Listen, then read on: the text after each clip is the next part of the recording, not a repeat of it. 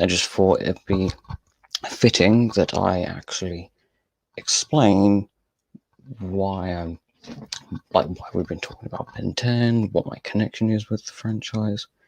And it's basically, I've been watching the show when it first aired, back in December of 2005.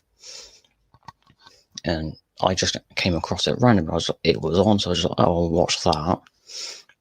And I've basically been a fan of it ever since then.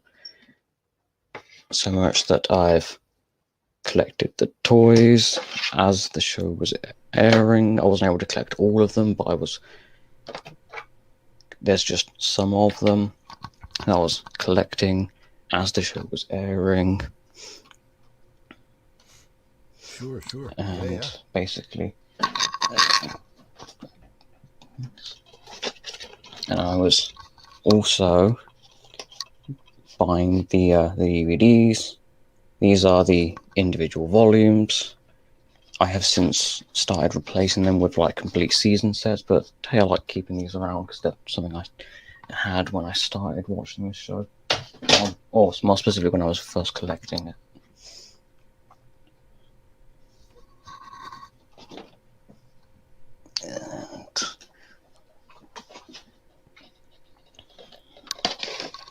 And we also have trading cards that I collected. And grab the last one. And I also have collected some of the video games as well, like Protector of Earth, Ultimate Alien Cosmic Destruction, Omniverse, the first Omniverse game. I have played the other games, but I just don't have physical copies of them at this moment. Have you played through all of them? Yeah, I mean, it's literally just them. But yeah, that's just a little history of me with the franchise.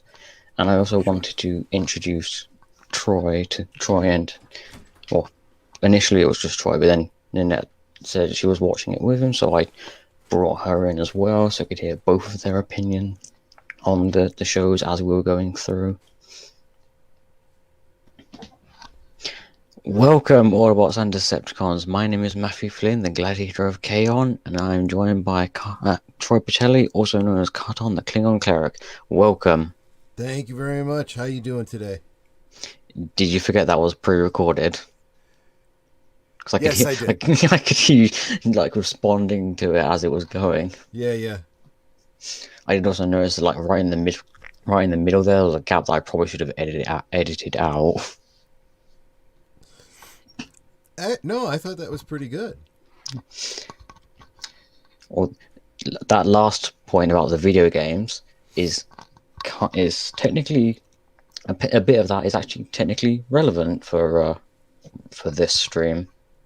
For 2 parts, the first episode and then another episode later on, or a minor part of an episode later on. But yeah, the point about the video games is actually kind of a minor amount or a small amount relevant.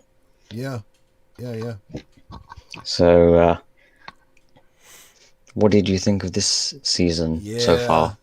Yeah, I really have not yet warmed up to this show at all. One of the so things, is your opinion going down or up or staying exactly the same? I don't know that without outright hating it, I don't see my opinion going down. I mean, I'm pretty much this is not a show I would watch. But like I was saying, or like you were saying to me, behind the scenes, you had pointed out that this particular season pretty much stays on the overarching storyline, and I'm thinking about that, and I'm like, I'm not entirely certain that's a selling point to me. Whether it's on the main arc or not doesn't really, hit me, because I feel like there's nothing about the new arc that's really grabbed my attention. But yeah, we can get into it on an episode by episode basis. But Bottom line, if this was my entry into Ben 10, I never would have watched it. Yeah. And something else I noticed too, because I use the Ben 10 wiki as like a guide, and remember, I'm watching these in the you know production order. Yeah. Basically the order that they're meant to be watched, right? Yeah. And I just this morning, literally, kind of looked at the original air date for this season, and I'm like, the heck's going on here? There is no way it would have made any sense to me trying to watch this as it originally aired. I'd have been completely lost. Yeah. Because you have the season 2 finale right at the start, well, for the US airing order at least, Yeah. and you have 3 episodes of this season replacing the last 3 episodes of season 2. I think it's Store 23, Ben Again, and Special Delivery. Those are the 3 episodes that aired at the end of season 2 for some reason. Oh my gosh. Yeah. It's just bizarre. Oh yeah, I also So checked. Oh, these yeah, are the you're saying. kinds of things that really hurt a show overall. So I don't know how this show did as far as ratings go, but I can't imagine this helped. No, I did notice when you look at the later seasons, they do sort of match but the two different orders do start to match up more. Like there are a lot less inconsistencies. Oh, okay. I don't know if that's like just the last 2 seasons or if that's like earlier than that. I'm not 100% sure. And I don't even understand why that would be, because this aired on Cartoon Network, and it's a cartoon, for crying out loud. It's not like it's uh, you know performed live with live actors, and Yeah. the guy that plays Ben couldn't make it because he was sick or something. I mean, this is all Yeah, stuff because the that was episodes in the they're can. recorded like what, months in advance, I think. Yeah. Was it weeks maybe? I'm not sure on the production cycle of cartoons. But yeah, and there's absolutely no reason for something to air. I Even if you're gonna jumble up the season itself, there's no reason for an episode from a previous season or a later season to be stuck in there. That makes zero sense to me. Yeah. So so it's at least, well, before watching the show now for this, the only episodes that I had originally seen was well, the first episode of the season, Ben Again. Uh, yeah, no, that's it. Just those two. The episode titled TGIS. Yeah. Yeah, TGIS and Ben Again. Those were the only two I saw. But that's because those two were placed in season 2. And at the time when I was watching it originally, I wasn't aware they were in the wrong order. So I'd watched them. And I started to watch, which one was it? I believe it was Store 23. I started watching, and I noticed 16-year-old Ben using feedback, which obviously he doesn't get feedback back until the end of season 2, or the actual finale of season 2. And I was like, hang on a minute, he Yeah. hasn't got that alien back yet. Why is he using him?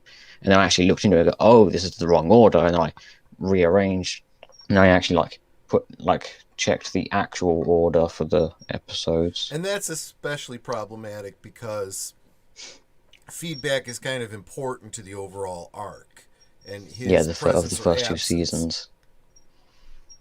So that's kind of unexcusable.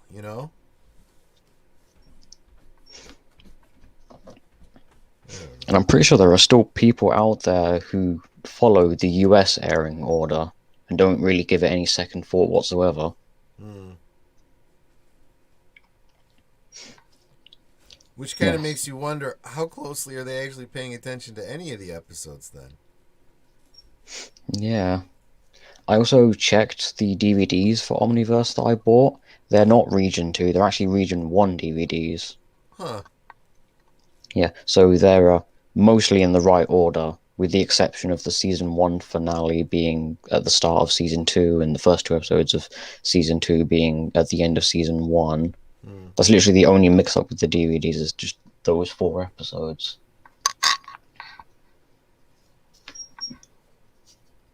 Yes, that's very strange. I don't even know if there is like a concrete answer for why all of this mess and confusion. Yeah, I no idea. So, yeah. So immediately, I have some explaining to do specifically with the first episode Mm-hmm. because I can guarantee you probably have no clue what's going on. Yeah, I was pretty lost. That would be because the first episode is a crossover with another Cartoon Network show.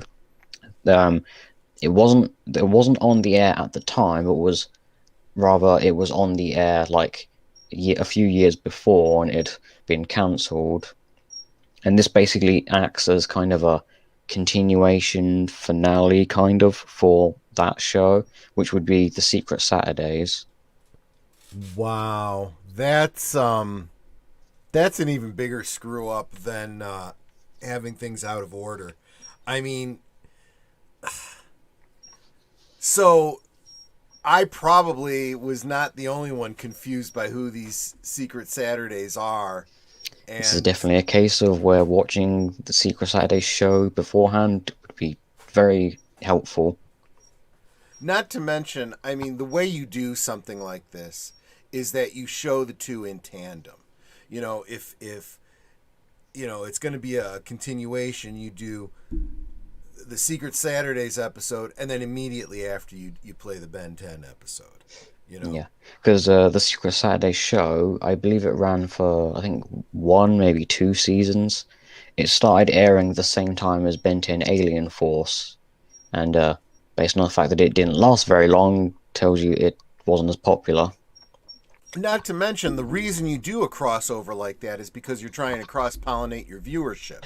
You get the Ben 10 watchers to start watching the Secret Saturdays, and it's like, well, it does no good to now show the episode after you've already canceled the show you're trying to promote.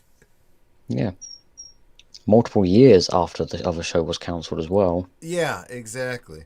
This was probably done less out of a desire to like cross fan bases and probably more of like a labor of love type situation. Oh, I'd could imagine be. some of the production probably either worked on Secret Saturdays or were really big fans of it and wanted to do something related to that. Because there is a little bit of connective tissue between Ben 10 and the Secret Saturdays.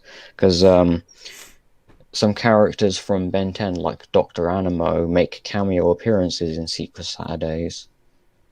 Although I didn't watch that much of Secret Saturdays, I only saw like one or two episodes here and there. Mm.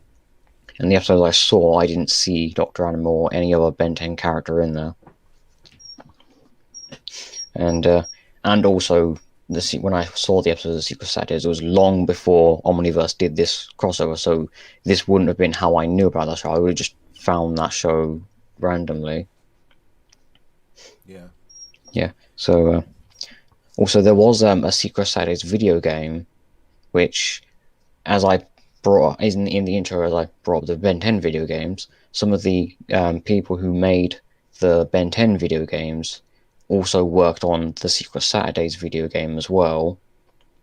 And the Secret Saturdays video game, from what I've seen of it, is very like a lot of its mechanics and the way it looks and everything like that is very strongly based on the Ben 10 games. That kind of makes sense. I have noticed that, and actually, Aged Boomers kind of schooled me in this a little bit. I guess a lot of games like to use the same game engines, so the mechanics tend to feel the same. Yeah. normally there's like a specific game engine that is like kind of open source, I guess, that like Mm-hmm. other developers can then access and use to make their game. That Because you makes have sense. like the Unreal Engine, and there's like what 4 or 5 versions of that, Yeah. and actually that's a very popular game development engine for other developers to use. I actually have downloaded. Somebody did an open source using Unreal Engine. Um, the setting of Mos Eisley from Star Wars, and you can literally walk through it as if it was a first person shooter, with the blaster out in front of you and whatnot. Yeah, There's really no game mechanics to it. It's just the setting. And I downloaded it because I'm doing a um, cantina diorama, and it really helps to be able to see it in 3 dimensions. And yeah, uh, but I'll tell you that game engine is a beast. It takes a lot of system resources. yeah. When it comes to game engines, they do tend to, or most developers will use like a specific game engine that like everyone else uses as well. Yeah. You do have outliers when you will have like specific development companies like making their own engine for their own games. Like Mm-hmm. you'll have the Frostbite engine. I forgot the name of the company that made that, but they make the Battlefield games and they use their own specific game engine to make for those games. And you also have someone like Bethesda who would make their own game engine for their games. So Yeah. I think it's kind of a heads or tails, really, whether or not a company will decide to use an already existing game engine that everyone else uses or make their own. It's probably cheaper to just use the one that everyone else uses rather than making your own one.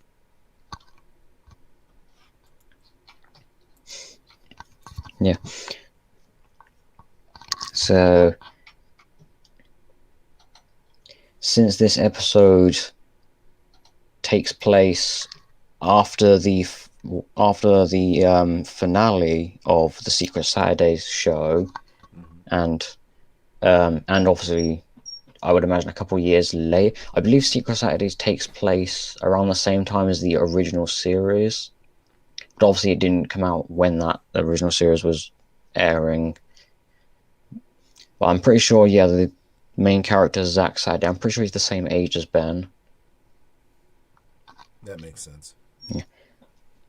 This also makes the Secret Saturdays show itself can like in continuity with the rest of the Ben 10 shows, because they don't try to like explain it away like alternate dimension or anything like that. They just the characters are here, they do their thing, and then they go. Mm-hmm. So this is very much going with the option of the original show, or the other show in question is in continuity with the current show. Sure. It almost feels like a retcon to say, well, you just have to imagine they were always there in the background, kind of a thing. Yeah. Well, it kind of works in this case because the Secret Saturdays are kind of because they hunt cryptids and that Right. sort of thing, and they work to keep cryptids secret from the rest of the world, and they themselves have to remain secret and hidden. So in that regard, it's not that bad that they've had no real like strong connection to the other Ben 10 shows until now. Yeah. And that was another thing that made me think that this is if Big Al was watching Ben 10, this would probably be one of his favorite episodes. Wait, has he watched the Secret Saturdays, or is it I more don't. just No, not the Secret Saturdays specifically, but he's a big fan of cryptids. okay? Then he probably might like the Secret Saturdays show. Yeah. I have considered actually like going back and watching that show, seeing if that show itself is worth watching, or if it like deserved to be like go on for a little longer, or if it ran its course. Well, it just like I said, from the botched up way they did this crossover, if that's how they ran the show, I'm kind of not surprised it didn't make it. Yeah, yeah. I mean, that's the thing. I don't since I didn't watch that much of the show of the Secret Saturdays. I don't know if these characterizations are accurate or not. Sure.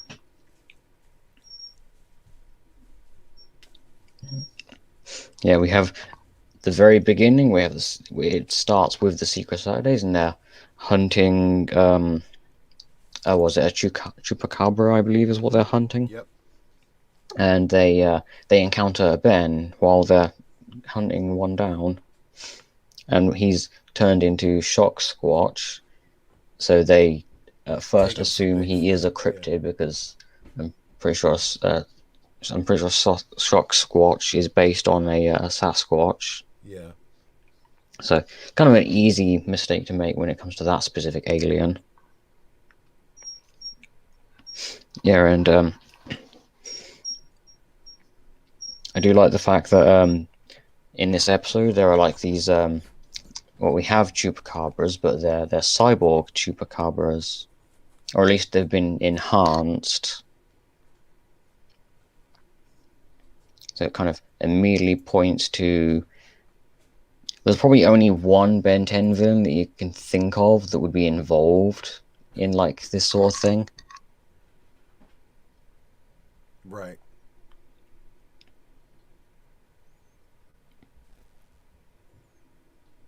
And of course, that being Dr. Animo. Yeah. Although now I think about it, it's not too out of nowhere because there was an episode of Ultimate Alien where Dr. Animo was taking control of a Yeti. True. So it's not completely out of nowhere. Kind of surprising there was no reference to that, at least none that I caught. Yeah.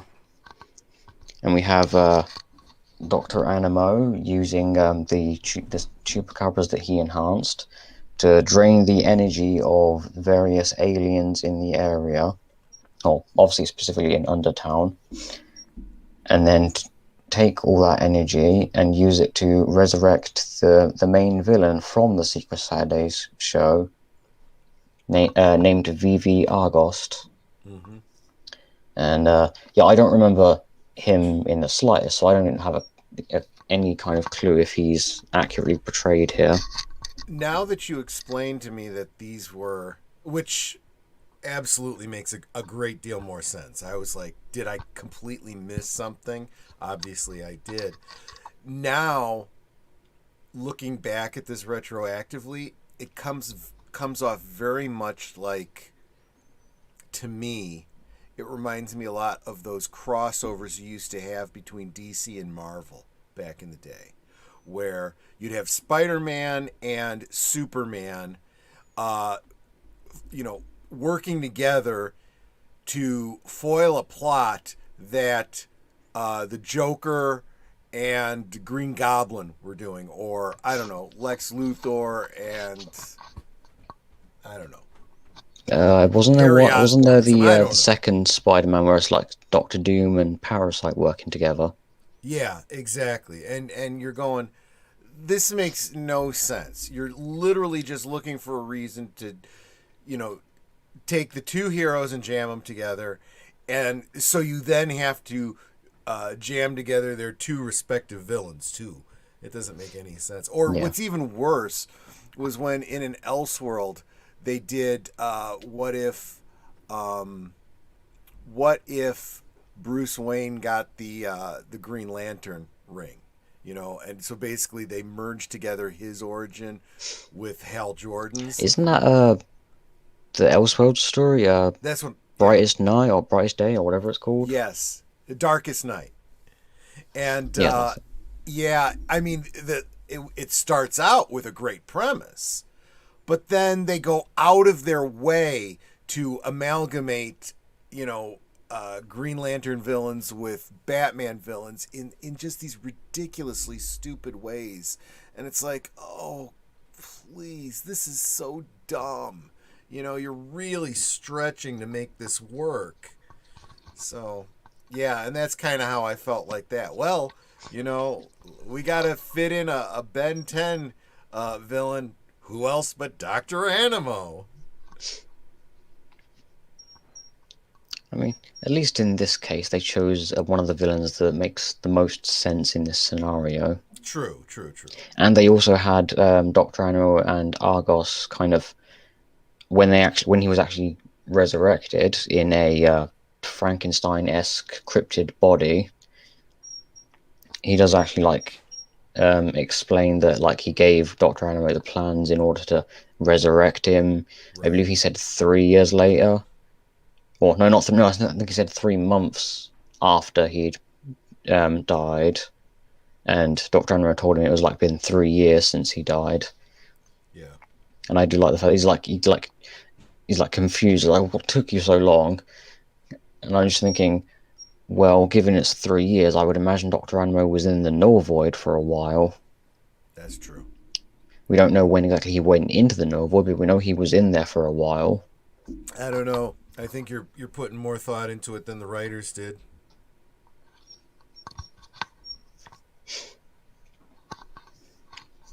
Yeah. And we also have Dr. Animo has kind of created a whole bunch, like an army of Franken cryptids, I think they called them. Sure. Which I suppose makes the most sense given what they are.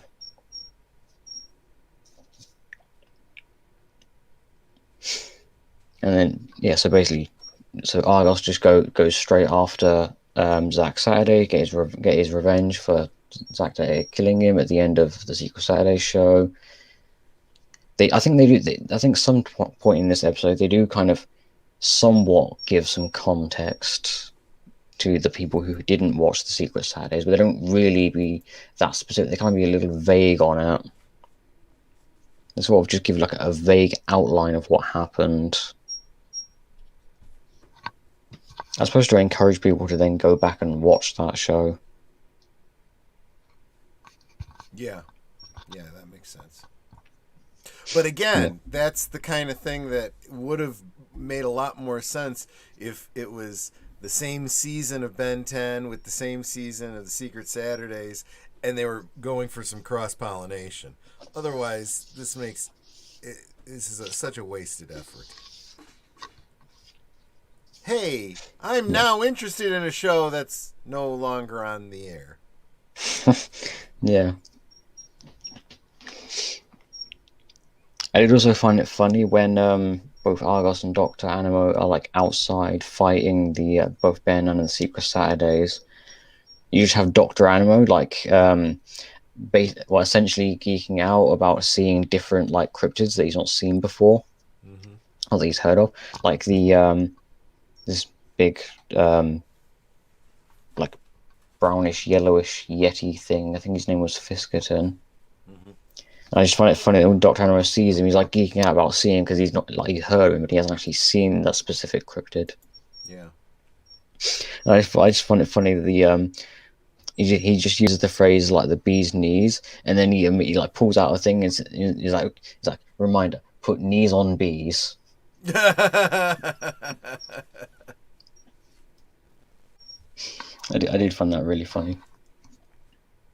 It's always either Dr. Animo or Raph that end up being the entertaining ones in like shows like in episodes like this. Or if Dr. Animo is in an episode that we watch. That's probably just because Dwight Schultz just has even if the material he's working with isn't the best, he still just does whatever he can. Yeah. If anything else, he's the one having the most fun in situations like this.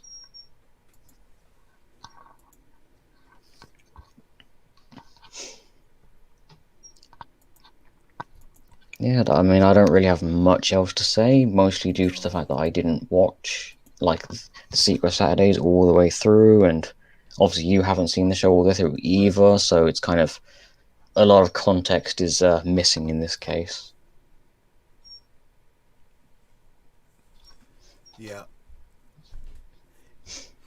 And Yeah, this hey. was what really got me. This episode is what really got me thinking about looking at the watch order, because the first thing I did was I looked and I'm like, no, this is the first episode of the season. I'm not, missing, something here, and you know. And actually, I even, like I said, I looked through the wiki and I didn't even see a reference to another show or anything like that. Maybe I overlooked it or something. So I Yeah, really that's the was weird kind of thing. The lost wiki here. tends to leave things out sometimes. Yeah. So I was like, and I'm like, okay, so maybe, and see, here was my theory. My theory was that this was actually like a backdoor pilot for a new show. Like they were going to spin off these Secret Saturdays onto their own show. Actually, that would have made more sense. Yeah. Although if they were to do that, they probably should have done that like a few shows earlier when the Secret Saturdays was starting production. Well, yeah. Actually, I think Secret Saturdays and Ben 10 Alien Force, I think they started production at the same time, or roughly, Mm-hmm. because they did start airing at the same on the same year.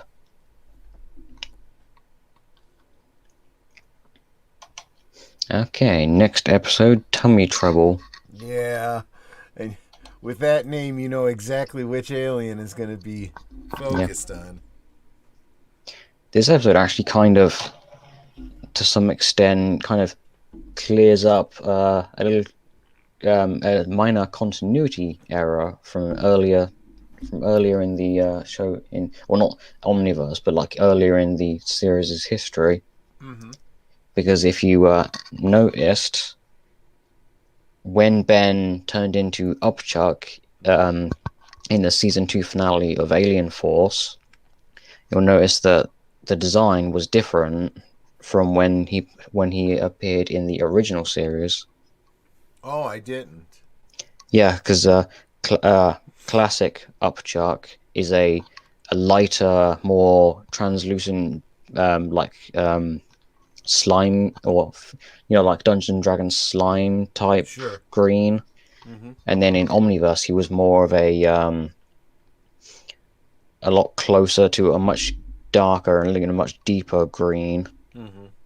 And because if you look at the images of so in this episode, they kind of cleared up that kind of minor continuity error by actually establishing that that's not a case of an error, but rather that the Upchuck's species actually has two subdivisions that are called the Mercs and the Perks.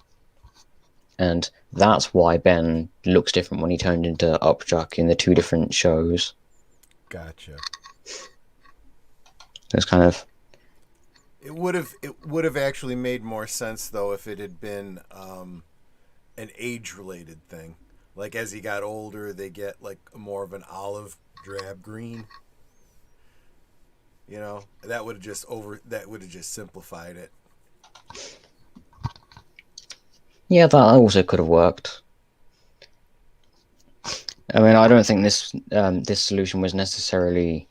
It's kind of a case of both solutions aren't necessarily like bad, good or bad. They're just different Yeah. ways of handling it. Yeah. And actually, it's also the kind of thing that it's like of all the continuity issues, that was such a minor one to begin with. I never even gave it a second thought. There's plenty of other things they could focus on. Yeah, and this episode also is where the actual season-long storyline actually starts, with the incursion empire attacking various planets and invading different places, Yep. which I think this is the first time the incursions have actually done anything of note so far. And I'm pretty sure that includes when they were first introduced back in the season 1 finale of Alien Force.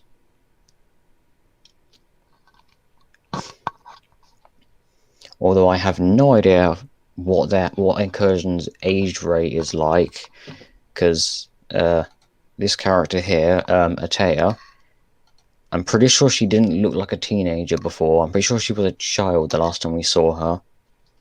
And it's only been like about a year and a couple months, I would guess. Mm. So I'm not completely clear on how incursions age.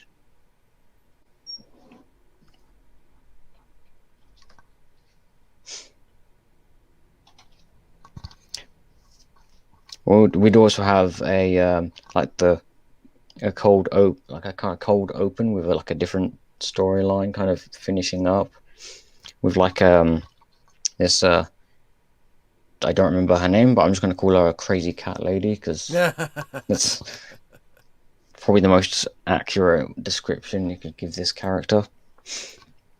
Where she's like has mental control over all feline animals. Obviously, primarily it's cats that you see her, but you'd also see like tigers, I'm pretty sure. Sure. And I do find it funny that when Ben and Rook are like they're captured and hanging upside down, and I think Ben says something about the fact that she has control over cats or something like that. Mm-hmm. And you just have Rook saying, "I do find her strangely compelling," and I did find that funny because Rook is kind of his species is kind of cat-like. Obviously not completely feline, but has some cat traits to him. And I also did find it funny that when she actually attempts to use her mind control on Rook, I don't know if like what exactly he was planning, but he pretends to be under her control. And when she commands Rook to attack Ben, he like stops and says like I'm not that it's like I'm not that easily mind controlled or something like that. Mm-hmm. I don't know if the writers really thought that through, other than making a joke out of that scene. Yeah. That seems to be the a common thing with this show is the writers kind of aiming for a joke first and Yeah. then justifying it later, rather than like actually having the joke be in like an actual like proper part of the story. And it does kind of make me wonder why they didn't go for the Jedi mind trick thing. Yeah. Make some reference to that. That does seem like their kind of thing. Although there already is at least two Star Wars references in this episode. True, true, true. Right at the beginning when Ben turns into Upchuck and he says kind of not an exact quote of like Obi-Wan's quote from A New Hope. Mm-hmm. When Alderaan is blown up. Yeah. He doesn't say the exact same thing, but it's like very similar.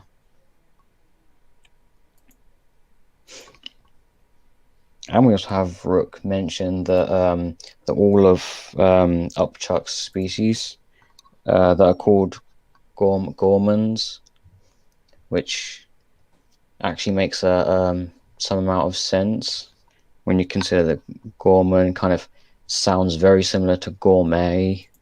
Yeah. In fact, a lot of things related to Upchuck's species has a lot, very much like a food kind of theme to it. You have them fighting with giant cutlery, and I'm pretty sure they have like bowls on their head, or I think they're bowls. And you also have them various names and things like that are related to food as well. And we also have a bit of an explanation as to how Upchuck is able to eat so much and eat such large things. It's because the Upchuck species themselves all have like this giant pocket dimension stomach thing. Yeah. I suppose think something like Kirby, Sure. if you played any of those games. And honestly, I gotta say that as long as I've been seeing this particular alien, that's exactly what I thought of was Kirby. Yeah. Although the retro video game references are not quite over yet. There's one more at the end. I'm curious if you noticed it. It's unlikely because I'll point it out before we move on from this episode. yeah. Yeah, so we obviously have the incursions are invading this planet, and when Ben and Rook arrive, there are chunks of planet just floating through space. Mm-hmm. And I do like their thought process when they first see the chunks. They like immediately think they realize the planet's being invaded, and they like immediately start going through different enemies that they think would do this. Like they're like Vilgax, the hybrid. It's like Agragor again. So like they're going through the different options that they know, like the different people they know that would do this. Mm-hmm. And then they see the incursion ships, and they're like, oh, incursions. And Rook's just like, I was getting to that.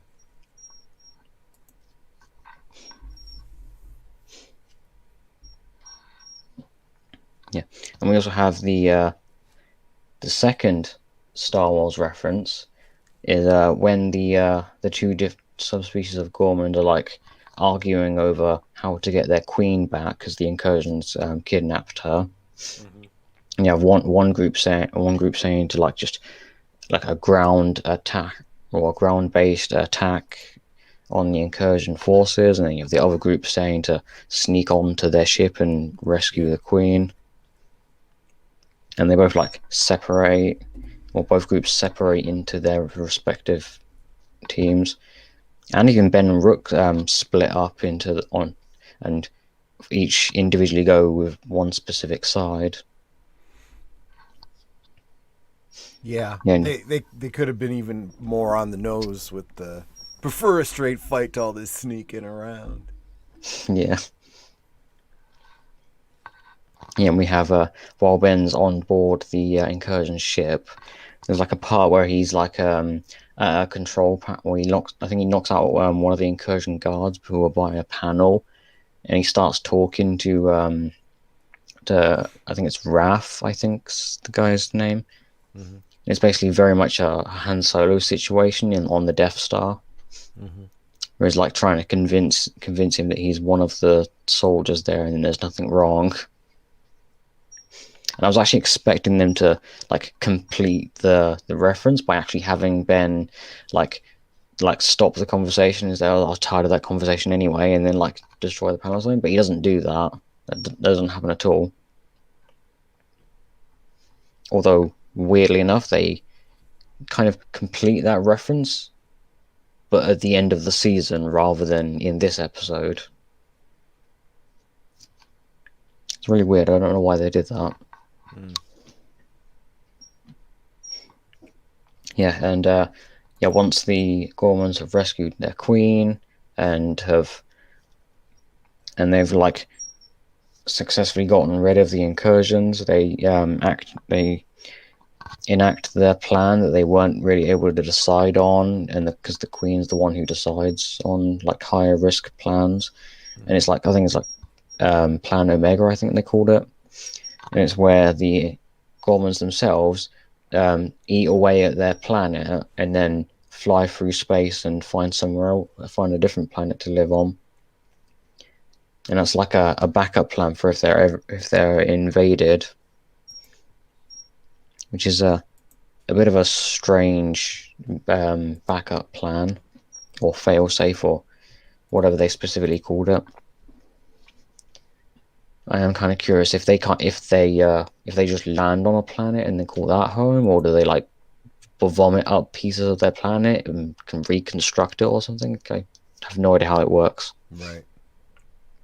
Yeah, but while they're eating the planet, Ben turns into Upchuck and starts eating the planet as well. He like joins in, and while he's eating the planet, you hear the Pac-Man noise. Oh yeah. Yeah. Which is probably one of the more fitting retro game like sound effects to include, especially in a situation like this. Yeah, I saw that as pretty subtle. I missed that.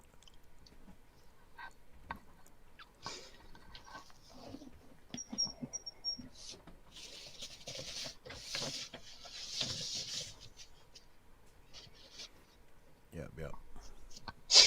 Okay.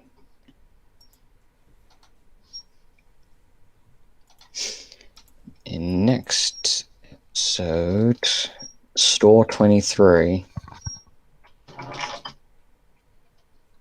going to let you start with this, and I'm curious what you think of it. Well, we're back to Mr. Smoothie, right? Yep. Okay. So, I don't know. I don't even know where to start with this. The I don't know why, but the name of the title reminded me of Car 54. Where are you? It's just, I was thinking, uh, I don't know, Store 23. Where are you? But yeah, um, but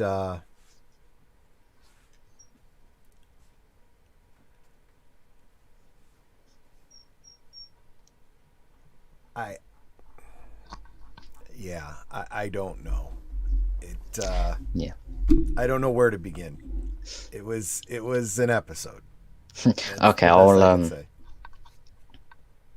I'll run through with some of the episodes. Maybe while I'm running through some of the Yeah, episode, it'll kind of sure. jog your memory, or like give you more of a base to stand on, I suppose. Yeah.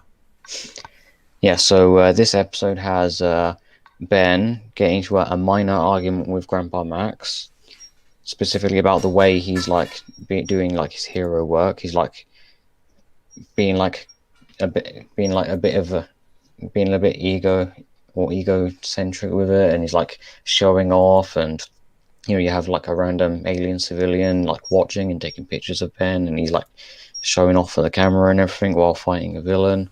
And Grandpa Max comes in and like reminds him like to like focus on like what he's meant to be doing, and he's meant to actually like take the villain down, arrest them, take them to the plumber base. Is not supposed to be like showing off and continuously blasting the enemy.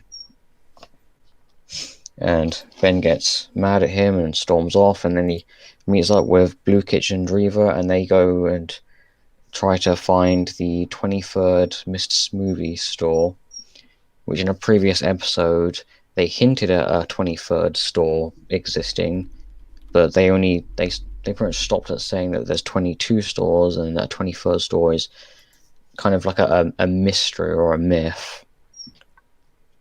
And Ben, while they're searching for those, they actually find where it is, and they find that it's actually the store itself is actually a dimension hopping store. Or I think they explained that it exists in every dimension. It's just cycling through all of them. Mm-hmm.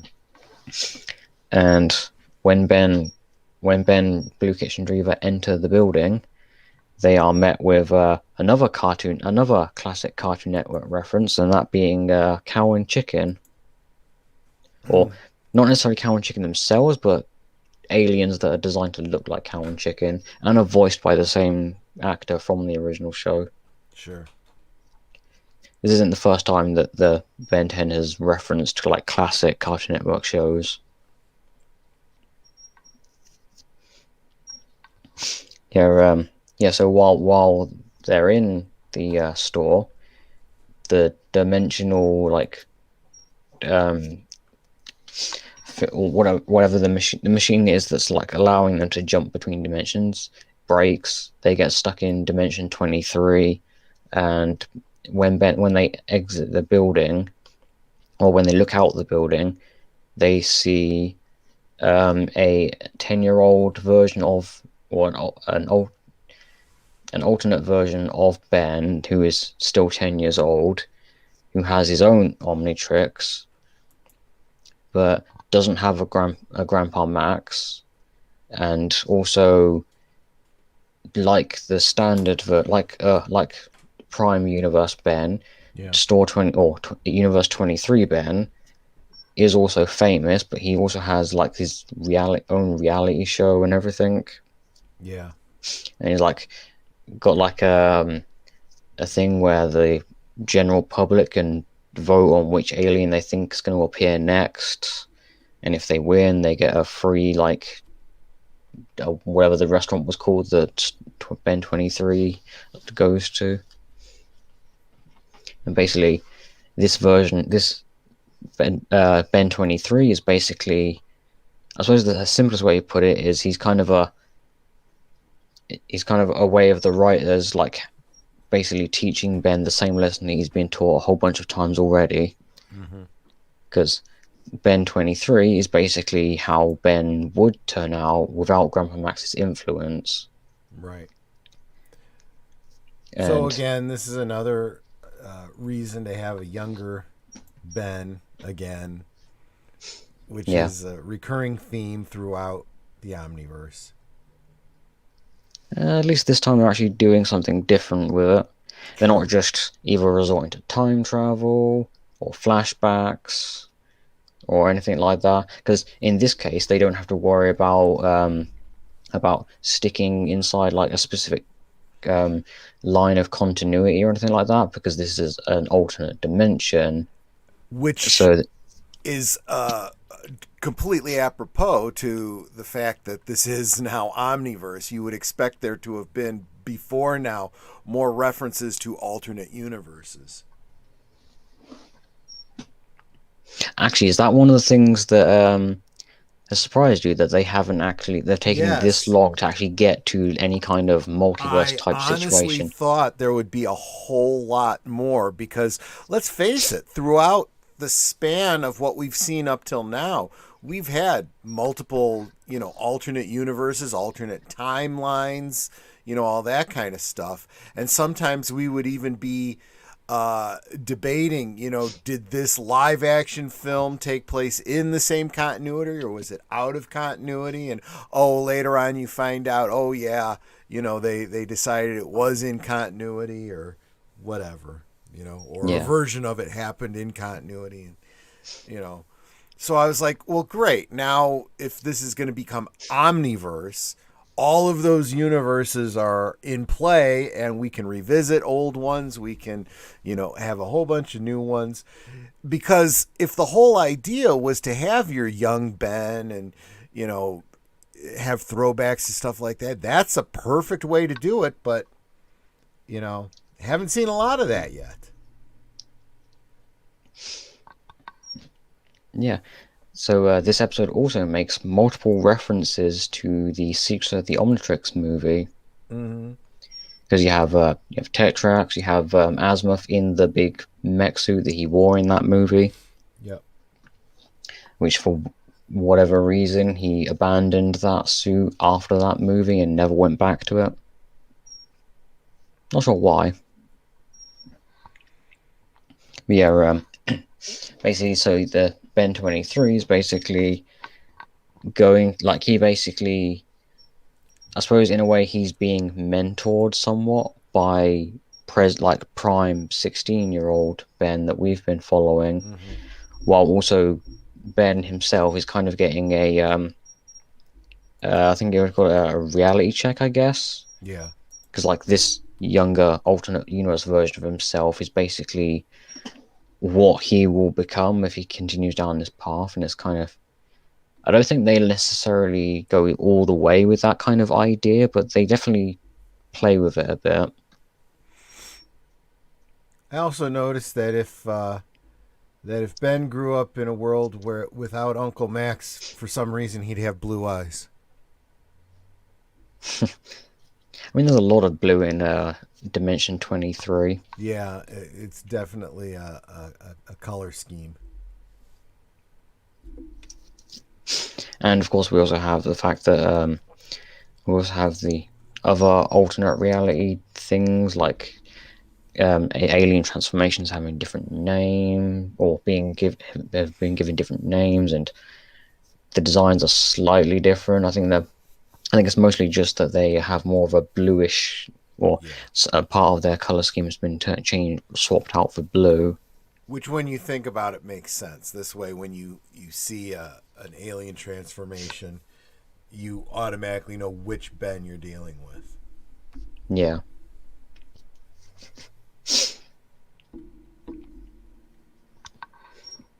Oh yeah, this episode also has the return of what's his name? I think you called him the Snake Oil Salesman. Yeah. And Exactly. he's the one who made the 23rd Mr. Smoothie store and made it like a bit, gave it the ability to jump between dimensions. Gotcha. And obviously in Dimension 23, there is no Mr. Smoothie except for the one that has ended up in that dimension because of like the dimensional shifting machine, whatever it was called. Sure. And obviously the Snake Oil Salesman immediately just sees it as profit because it's the only Mr. Smoothie in this dimension. Although this dimension isn't exactly friendly to aliens. Because obviously this version of Ben hasn't got the lesson that not all aliens are bad, some are actually good, some are just normal people, as it were. Mm-hmm.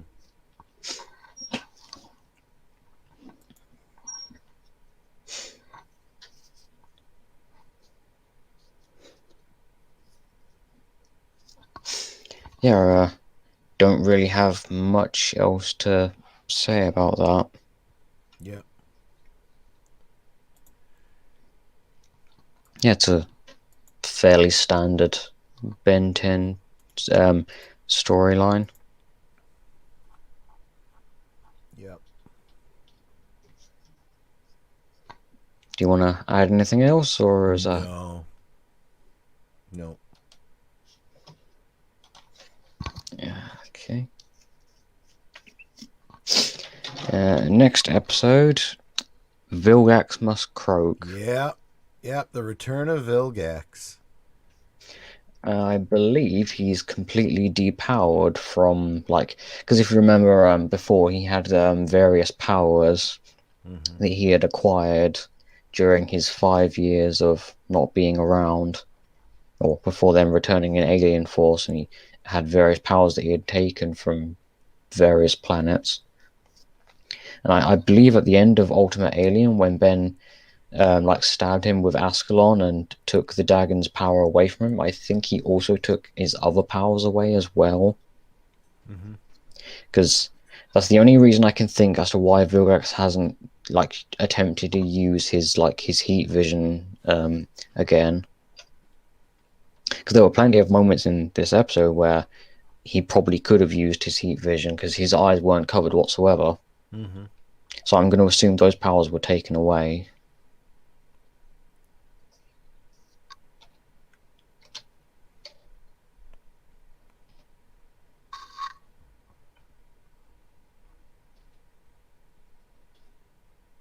I also felt like the title, obviously a reference to, so and so must die, right? But they say Yeah. Vilgax must croak. And I'm like, are they ripping on him because he appears to be an aquatic creature? Oh, I think I know. Now that you now that you like explained to me like the where the actual title was like coming from, now Yeah. it actually makes a lot more sense because the plot of this episode is the incursions are trying to get rid of Vilgax Right. so that the people so that the population of his planet become demoralized and won't fight back, Sure. and the incursions themselves are frog aliens. So I think that's where it's coming from, and the Oh, fact that that it's does also make sense. Okay. Oh my gosh, I don't know why I didn't make that connection. Yeah, yeah, yeah.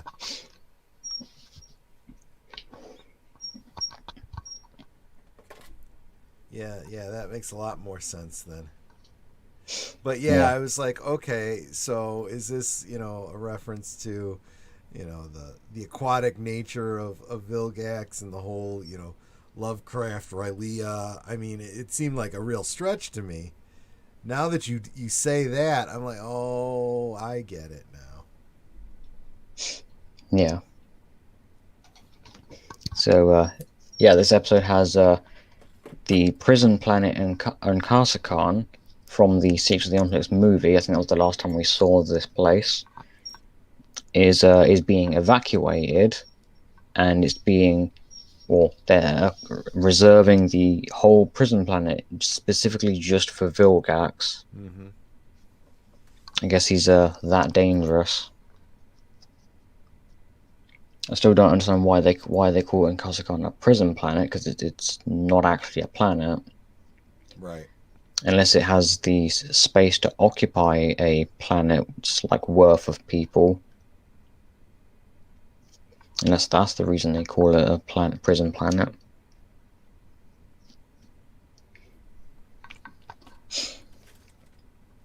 Yeah, we also have the return of 66, Yep. which is a character we've not seen since the original series.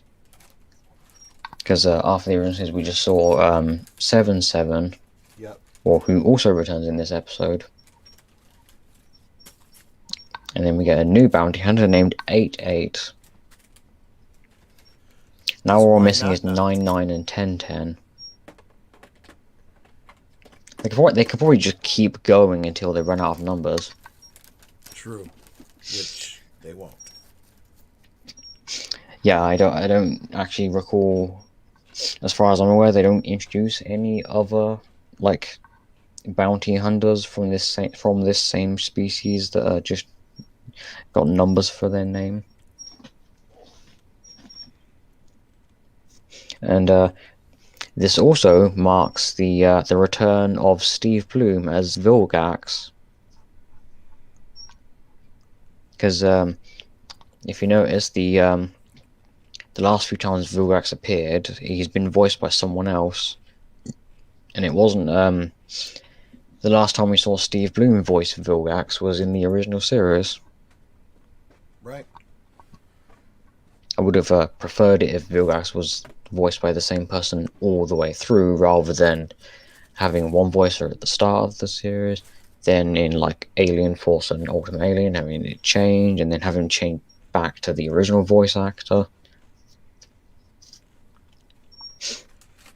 I'm not You 100% really sure want why. consistency from this show? Come on. Yeah. Not 100% sure what. I would assume it was probably scheduling conflicts with Steve Bloom himself. That's probably why he wasn't Vilgax Yeah. before, or until now again.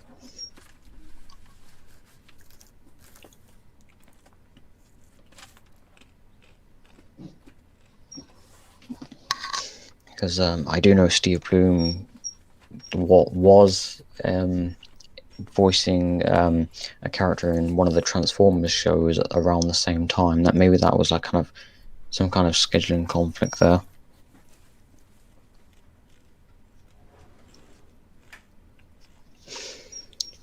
I've also noticed that this is we're kind of starting out going like odd numbers. So we're going an episode that isn't related to the real story, then an episode that is, then another episode that isn't related, then another episode that is related, and then after this episode we'll go back to an episode that isn't related, and then we'll go to another episode after that that also isn't related, and then it will just be the season long story arc related episodes all the way to the rest of the season.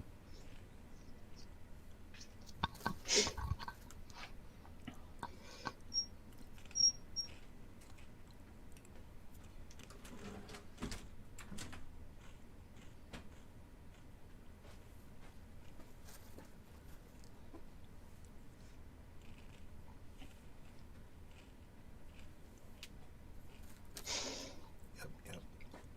Do you have much to say about this No. episode? No, not at all. Other What do than you to think? say, I expected a lot more of an episode that brought back an old character like this. What do you think of Vurax's design for this show? Eh, I almost feel like they're kind of stretching to bring him in. Even it's like he's kind of run his course, but okay, let's bring Vilgax in again.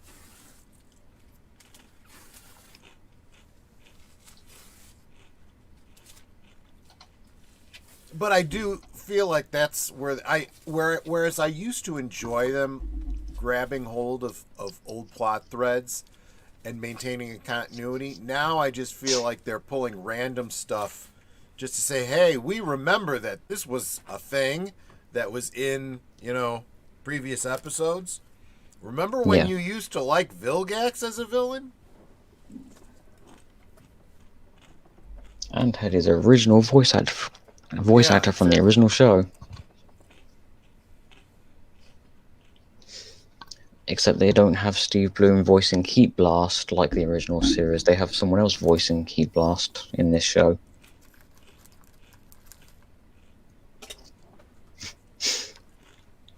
Oh yeah, and this episode does end with Vilgax getting away and escaping into space. We don't see him. Well,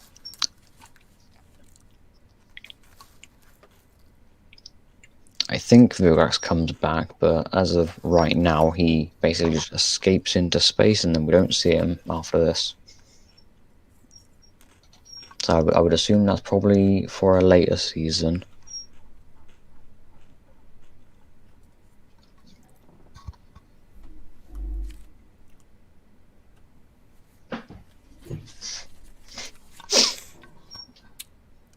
Alrighty. Yep. Okay, let's move over to the next episode. And speaking of returning villains from previous shows, we've got Ben again.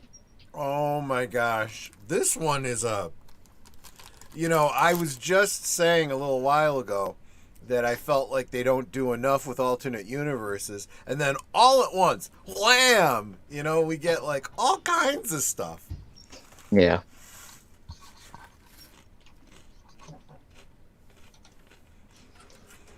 with a So lot of Doctor Who references, which you expect anytime you bring in Professor Paradox again. and Eon.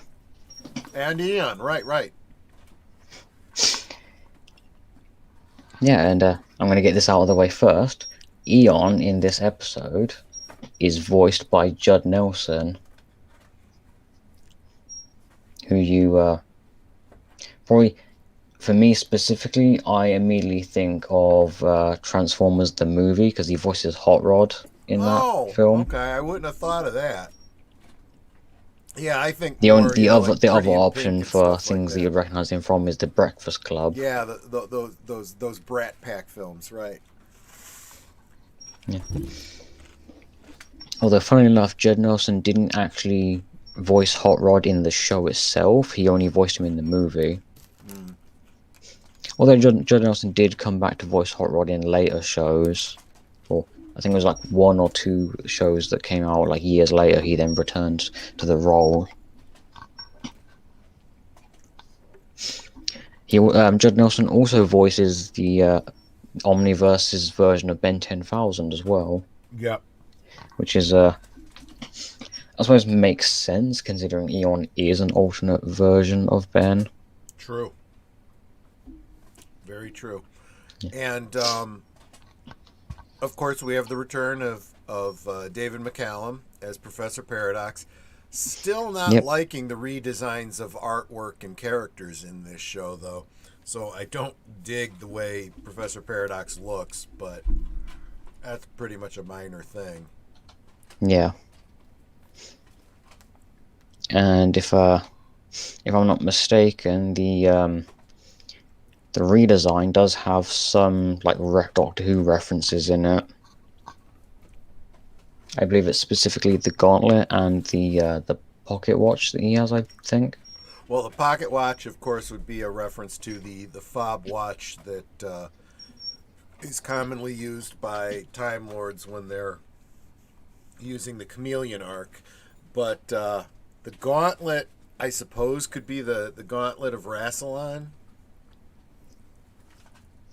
Maybe. He does reference a time war, which almost makes you think that maybe he actually has some connection to the actual Doctor Who. Yeah, I'm pretty sure the Ben 10 wiki actually like makes like a connection between like the Time War and like the Doctor Who and everything. Mm-hmm.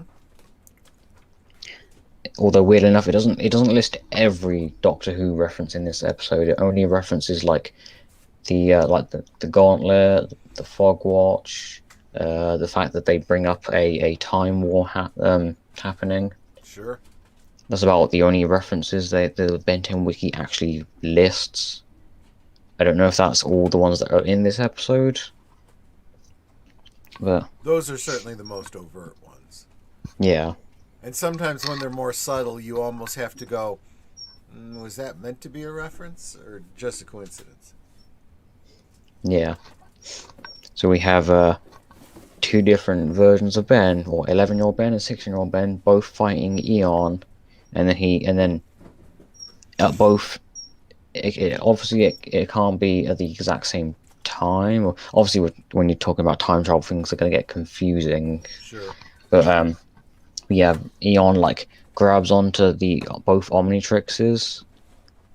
Obviously, I'm going to assume it's him grabbing onto the Omnitrixes at separate times in terms of when he's fighting the two different versions of Ben. But maybe they're like linked because it's the same person. It's like one linear timeline. Mm-hmm. Yeah, he grabs onto the Omnitrixes and switches Ben's brains or his minds over. So 11-year-old Ben is in 16-year-old Ben's body, and 16-year-old Ben's mind is in 11-year-old Ben's body. Because why not? Although Eon does show up a couple minutes later and actually like points out that that's not what he was intending to do. Yeah. Although he doesn't actually explain what his intention was. He just says he just points out that that's not what he was intending, but he can still work with this Yeah. because he's specifically after Professor Paradox. And as Professor Paradox explains, he has kind of confined Eon to this specific timeline, so he can move backwards and forwards through time. He just can't go to other timelines. Although Professor Paradox doesn't explain how he's doing this exactly. I suppose him not saying anything would keep with the mystery of like Paradox, and because there are still a few things about Paradox we don't really know. Yeah, quite a bit. I almost feel like they should have done a spin-off for him. Although I think that might have been too much treading on the Doctor Who, grounds. Yeah, because as Eon points out, Professor Paradox only really shows up when like time travel or like very important events are happening. Yeah. And there's even somewhat of an explanation as to why Professor Paradox has got like a redesign. Because he mentions like about the Time War, and because of that he's having to take a more active role. And they kind of use that as an explanation as to why he's been redesigned. Yeah. Don't know why they only choose to explain the redesign like in the show itself with like two Yeah. characters, and then all the other redesigns they don't even like acknowledge whatsoever. They just sort of act like they've always been there. Like with Vilgax, they never once mentioned like the fact that Vilgax looks different. Right. They just continue about their normal business as if he's always looked like that. It's only Gwen and Professor Paradox where they actually acknowledge that the design has been changed and either give an explanation or just sort of acknowledge that it's been changed.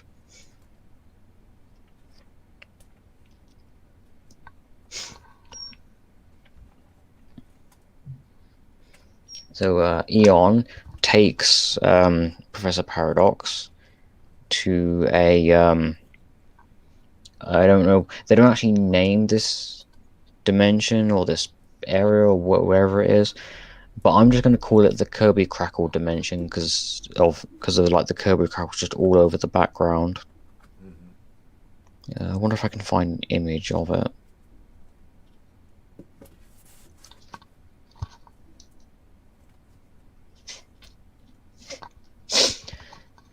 Actually, if I I'm not able to find an image on Google, I could instead grab the DVD, put that into my computer, and then Sure. take like a and use the software that I use on my computer to run to play DVDs. That has a feature where I can take a screenshot of the what's actually playing on that Mm-hmm. client. I could probably instead take or do that and then take a screenshot of the actual area it's or the like dimensional place itself. Okay, no, I'm not able to find one.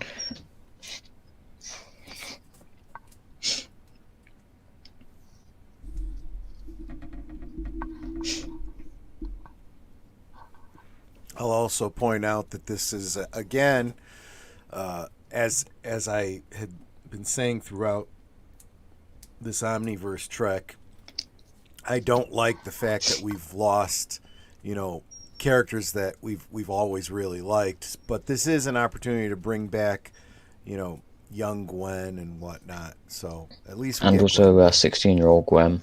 Yeah.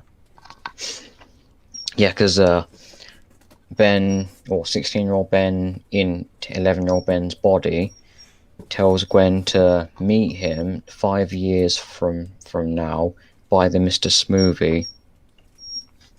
And yeah, there's actually a little bit of character work in the fact that we have an older or I say mature, but I don't know if you necessarily could call 16-year-old Ben more mature.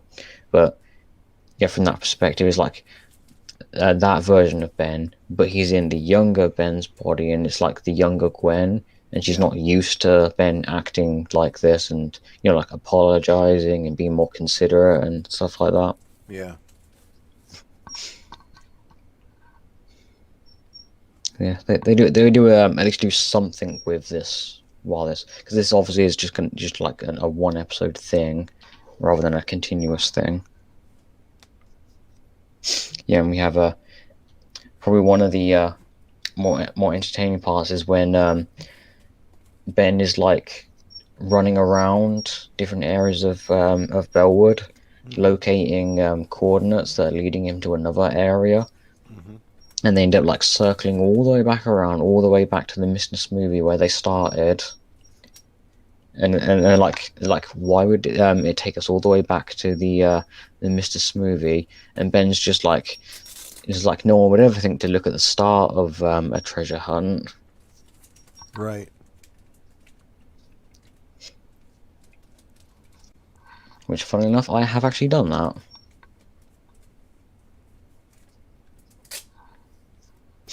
Mm. We also have, once Eon gets a hold of Professor Paradox's gauntlet, I don't remember the significance of the gauntlet, but he gets hold of it and it allows him to, I don't know, see other timelines or have control of them or something like that. Mm-hmm. And when he's done this, it allows him to summon more time ninjas. Yes, time ninjas. Although this time we don't actually see them unmasked, so we're just going to assume they're of other universe versions of Ben. Because that's what they were the last time we saw them. So when it comes to crafting a story that deals with alternate timelines, right? This is the kind of thing that comes up, you know, in various fictions, in sci-fi and whatnot, fantasy, and role-playing games. And I was running a game in Dungeons and Dragons where one of the players wanted his character to be a Chronomancer, okay, which Yeah, is a magic user that specializes in time travel, time manipulation type spells. yeah, That was really well fleshed out in an earlier version of Dungeons and Dragons. And I said, that's fine, but you're going to have to adapt all the rules from that other version of the game to, you know, the rule set that we're using. Okay, fine. He did that. yeah, One of the spells that he did was and really, it's just the time version of a clone spell or a you know whatever. You make a duplicate of yourself to help you fight. So the Yeah, explanation for the spell is you're grabbing a version of yourself from an alternate timeline and pulling it in to help you in this fight. And I yeah, said, okay, sure, I'll allow that. And then a few game sessions later, I had this scenario where his character just disappeared, and the other players are like, "What happened to him? Don't know. You don't know. You have no way of knowing." And in a separate session, I ran him through a game where you know I played through where he disappeared to. He got pulled in by another version of himself into some random combat that he had to fight. And he's like, "Oh my gosh, this is so cool. This makes perfect sense." Yep, if you can pull an alternate version of yourself from another universe, so can they, and you could end up being that one. And that's the only reason I'm yeah, sharing that story is because, I kind of got that feeling that's what's happening with the time ninjas. Time ninjas get pulled from other universes. I'm like, well, but that's got repercussions for that universe that you never actually get to see. yeah.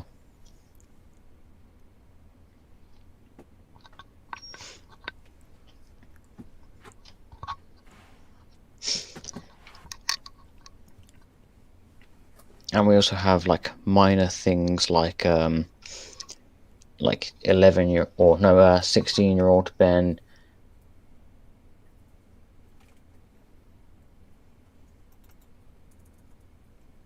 Yeah, 16-year-old Ben. Like talking slightly younger Grandpa Matt when Gwen starts like asking about what's happened to her in the future and like where she's going. Oh And yeah. I think Ben even like lets it slip that she's gone to college. I think he even says that she went to college early and she's doing really well. And like she gets excited, she's asking more questions about that. And then Grandpa Max comes in and says like, no, no more. We don't need to Yeah. know any more about our Not a good future. idea. Right, exactly. It Yeah. would have been nice though if she'd have gotten a chance to see what she looks like in the future and gone, "Oh, those are ugly glasses." Actually, she did see the future self. But make that kind of a comment. I guess that's only important to me because I really don't like the new redesigns. Yeah.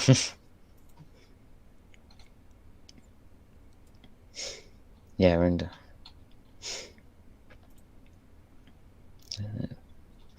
yeah, so this episode also has right at the end when they defeat Eon Mm-hmm. by both turning into Clockwork, which is an alien that 11-year-old Ben didn't unlock. Although I think that's more to do this him getting this alien is more to do with specifically the time travel nonsense going on rather than him actually unlocking it. Because Mm-hmm. Professor Paradox does mention that I think if they activate their omniverses at the same time, then they'll sync and turn into the same alien. Yeah. And I'm like 90% sure that those this kind of situation is only happening because of all the time travel stuff going on. Mm-hmm. Yeah, and once they defeat Eon, the timeline is then restored back to normal, and but the two versions of Ben's, their minds go back to the where they're meant to be, and the timeline kind of corrects itself, and basically the events of the episode are essentially undone. I think Which is probably for the possibly, best. I think a few small things may still be there, because obviously, present day Ben in past Ben's body did tell Gwen to meet him like years later, Mm-hmm. and and like present day Gwen does mention that she remembers Ben telling her that. So I'm curious if Gwen still like remembers that conversation or if that's also gone as well. But yeah, And that, and I doubt yeah, that this is meant to be a reference, but it is the use of the trope. You know, how do I communicate with a future? So, well, I tell, somebody from here, Doctor Who did that many, many times, most specifically with the episode Blink, where he tells, some random person to do this thing to get a message across for him, and so on and so forth. And yeah, you know, temporal message in a bottle, so to speak. Yeah. Back to the Future, even, going back in time and sending yourself a telegram to be delivered at this Or like time. Bill and Ted's Excellent Adventure. Yeah, got to remember to put a A garbage key can under here the or plant, something. plant Key pot, I under think the it was. right, exactly. I really did steal my dad's keys. Yeah, and after Eon is defeated and the timeline is then restored to norm, it like kind of corrects itself essentially. Mm-hmm. And then we get a portal opens, and this show's version of Ben 10,000 steps through and tells Ben that he brings up a character called Maltruin, who, if I remember correctly, we won't see until a few seasons later. And he says that the Time War's getting out of hand. So I'm going to assume this version of Ben's future has probably come back from like a future episode. Is probably what's happening there. Yeah.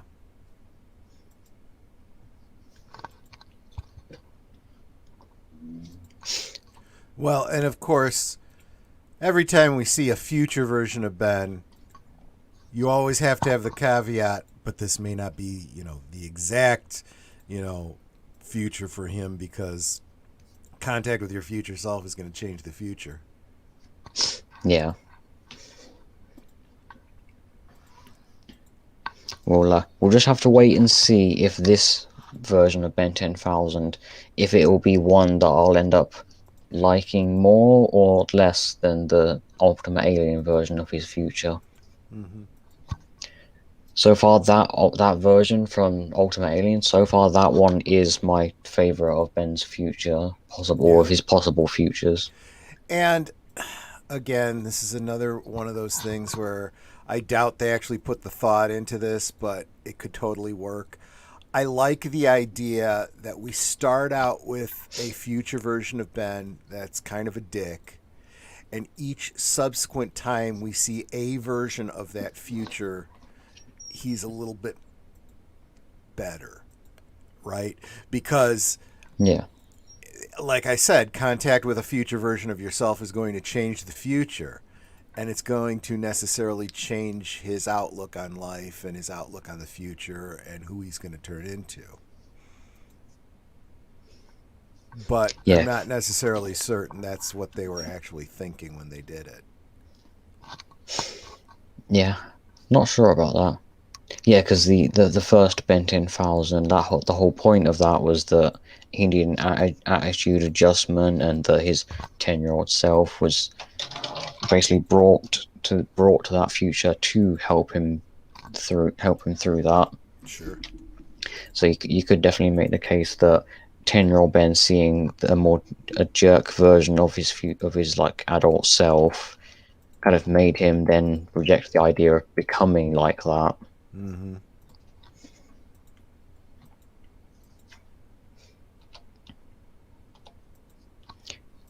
Next episode, special delivery.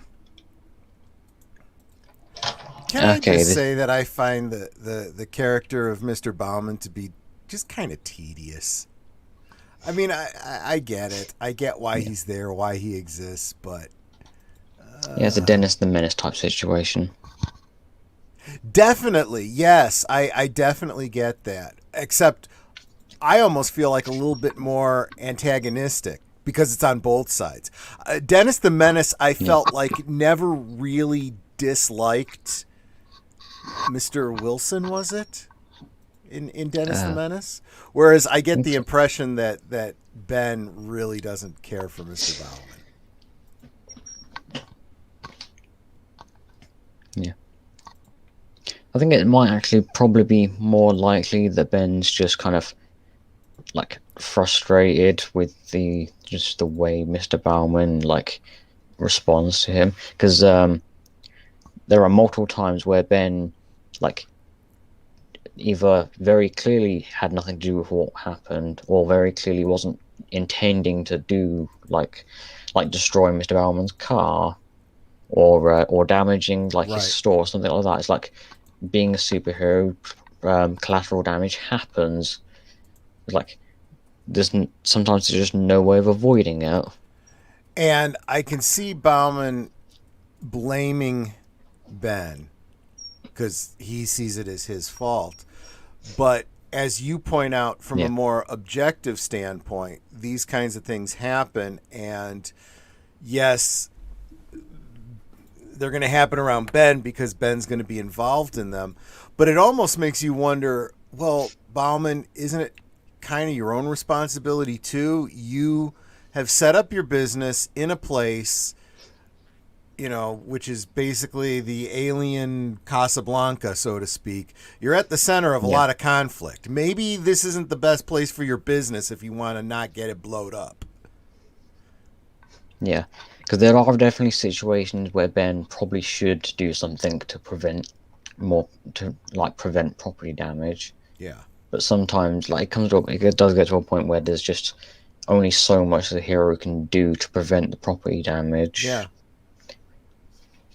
It's I like mean, when in the yeah, real world, I get so many, people that I know, even family. Oh, I'm having problems because there's another earthquake or there's another wildfire, or there's another hurricane. Okay, the first time it happens to you, I feel badly for you. The second, third, fourth, fifth, sixth, seventh, eighth time it happens, the heck are you doing living there? Why have you not moved?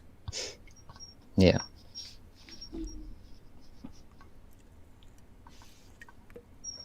Anyway, yeah, that's yeah, how I feel about this situation.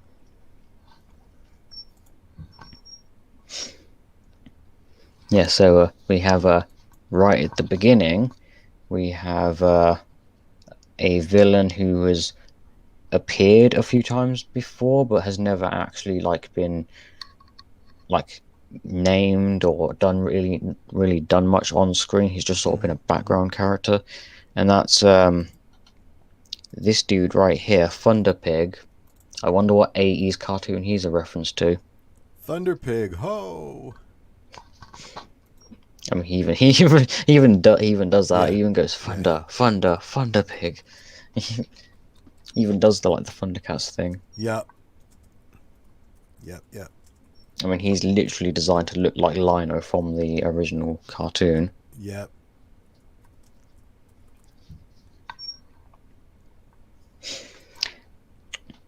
He even makes what I assume is a reference to the Princess Bride, but I don't know if it is because the Benten Wiki doesn't actually mention it as being a Mm-hmm. reference to that.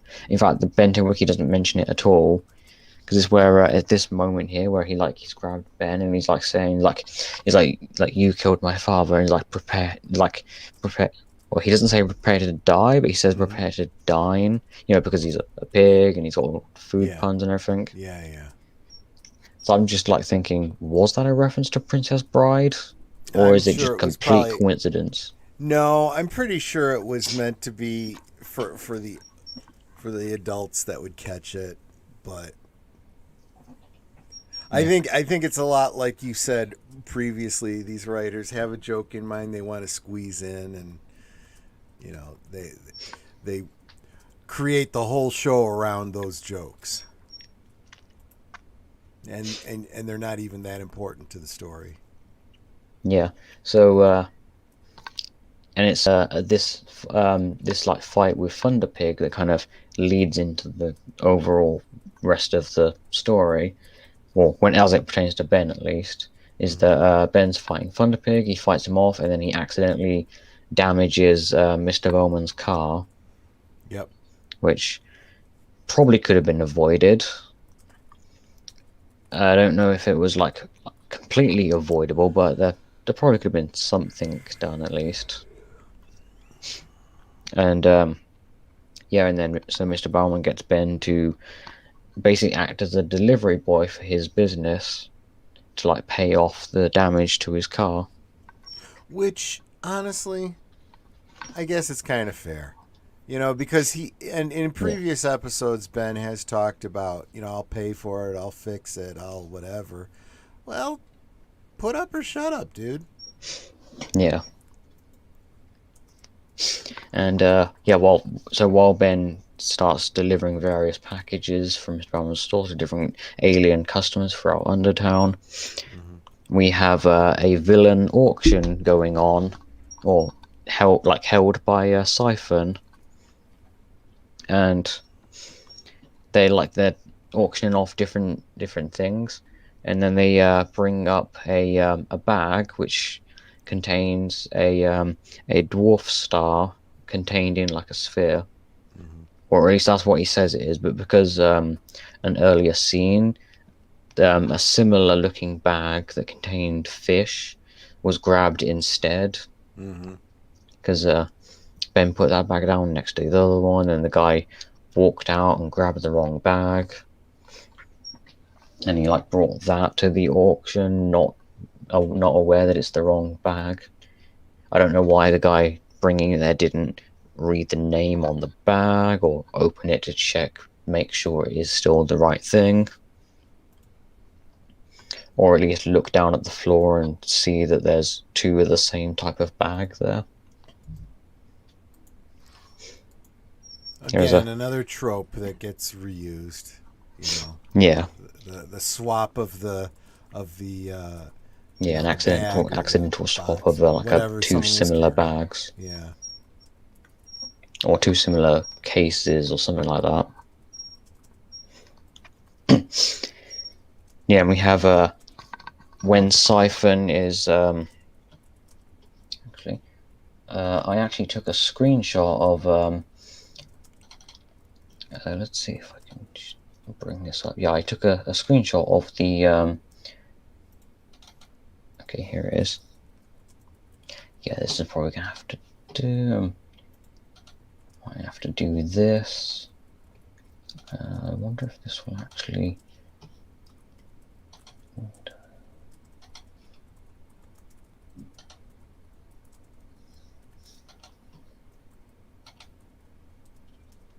Okay, here we go. Yeah, this shot right here. So we have this guy over here. That's obviously meant to look like Billy from Grim Adventures of Billy and Mandy, which was another older Cartoon Network show. The original series also had this. This is the exact same character model from the original series. It was the second Ben 10,000 appearance in the original series where this design made an appearance.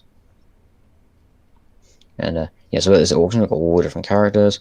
We also have this guy right here, who you probably won't know, but there is a reason you probably won't know this guy, is because he was a main character in the Ben 10 Alien Force video game. Oh. And the the first Alien Force video game actually kind of tied into the overall story of the first two seasons of Alien Force. Gotcha. Is that one of the forearm aliens? Yes, that is a Tetraman. Okay. That is a Tetraman.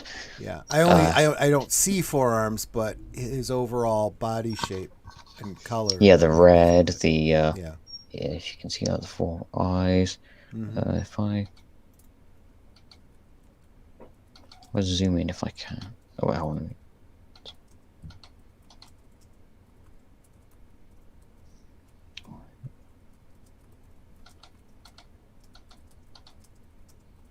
Okay, we'll just do this. Oh yeah. There are forearms there. Yeah, Okay. four arms there, and then you got the four eyes. Oh, hello, Dr. Psychobos. Yeah. He'll be relevant later. Yep. In fact, he doesn't even say anything in this episode. He's just sort of there. Yep.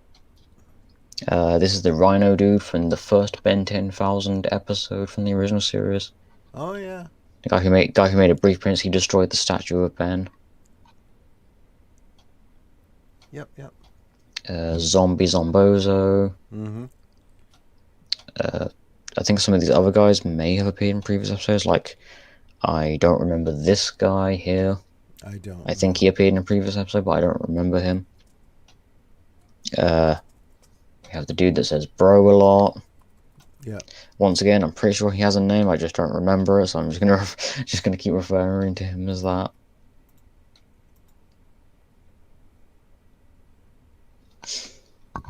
Yeah. So this Tetraman character right here, I believe his name was Gorm. Gorm, I think, was his name. Okay. Yeah, essentially the Alien Force, that first Alien Force video game, Mm-hmm. kind of tied into the rest of the story of the season at the time.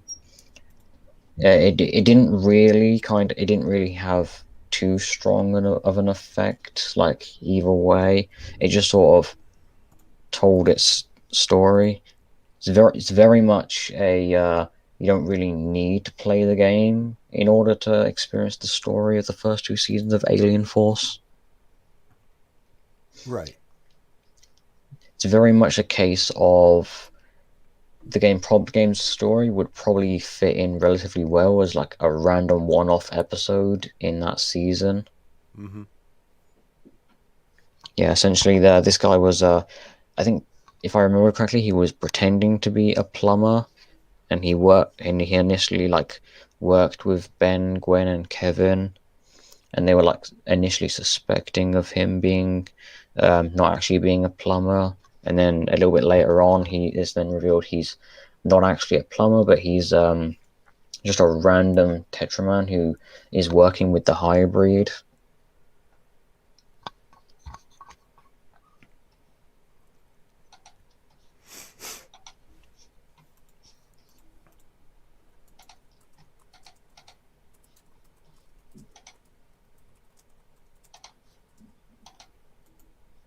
Okay, bring this back up. Yeah, so yeah, we also have when Ben is actually like delivering all the packages, and it gets to the point where obviously he's completely unaware he's holding the wrong bag. So at this point, he doesn't know he's carrying a dwarf star in the bag. He just thinks it's fish still. Yeah. And all the villains, and they go after Ben and try to get the dwarf star back, and he's unaware of why they're attacking him. And he actually makes a smart move by after he defeats a couple of them and then continues delivering. While he's doing that, he actually makes a smart move by phoning up Mr. Bauman and just saying, "Hey, why are people trying to steal your deliveries from me?" He's like, Yeah. "What exactly are you delivering?" Which I feel like that's probably the sensible move to make in that situation. Yeah. That's exactly right. Although, kind of barking up the wrong tree because Bauman doesn't know, about the switch, so to speak. Yeah. And I think what would have been a better way to deal with that scenario would, because they're always liking to make dumb jokes.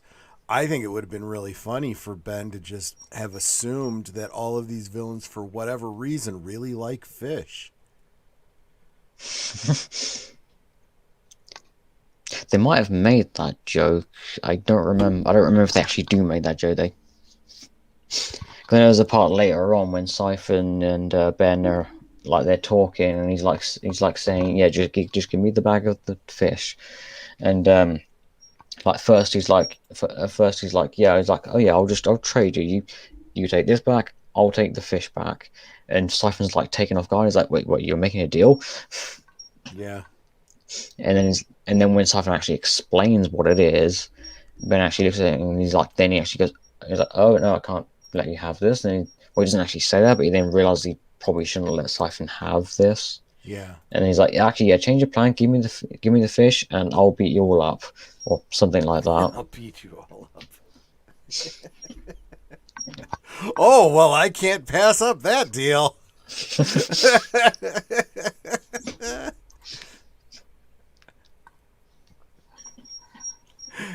I mean, it does remind me of what is it? My cousin Vinny. I could use a good ass kicking.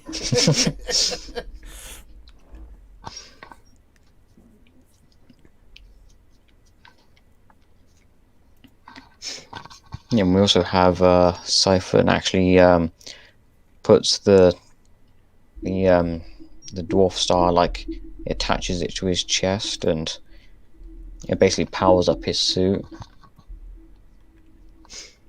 And we also have Ben turn into this new alien called Topic, who not 100% clear what his abilities are. I'm assuming instill fear into whoever looks at his face, I think.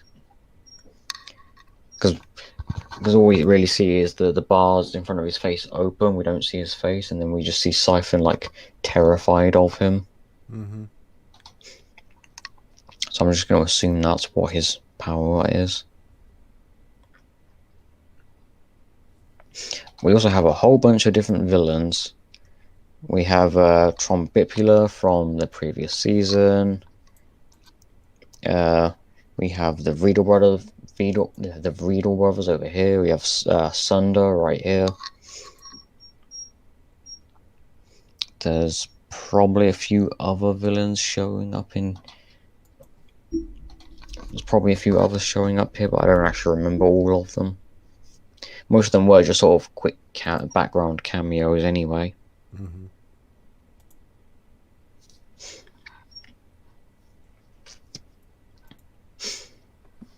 And we also have the kind of a running joke through the episode that kind of concludes right at the end of the episode, where because early on Mr. Bauman was like reminded Ben of what happened like the previous times that Ben was around.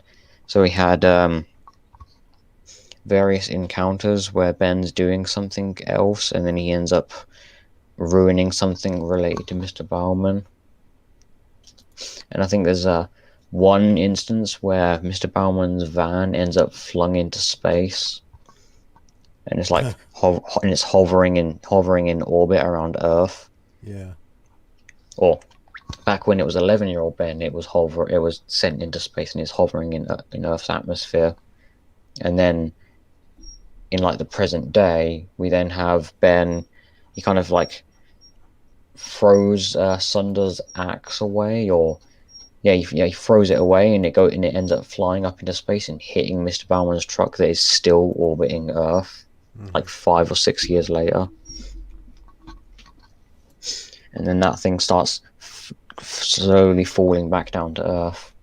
And then right at the end of the episode, when Ben has like paid off his debt to Mr. Bauman, they then see the truck coming down. And Mr. Bauman's immediately panicking about it hitting his car, and it ends up coming down and crashing right on his house and destroying his house. And I mean, that's definitely an instance where Ben probably could have done something to prevent that. Yeah. Because there was like a moment or two before it actually came down where they actually both looked up in the sky and saw it coming down in their direction. And I'm pretty sure there's definitely a few aliens Ben has that would have been useful in that situation. Like, for instance, Jet Ray. Wouldn't mind seeing him again. Definitely not salty about that.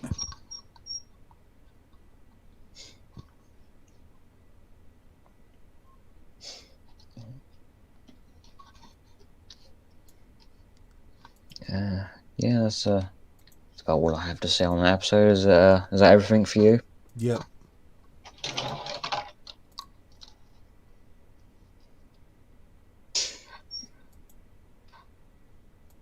Okay, next episode, Rad. Yep. Yeah. This one was an episode 2.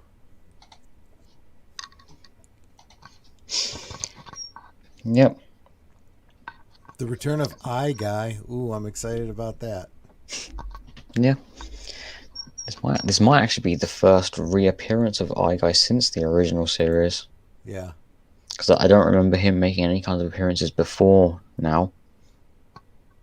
I mean, he's definitely he definitely is a useful alien. Mm-hmm.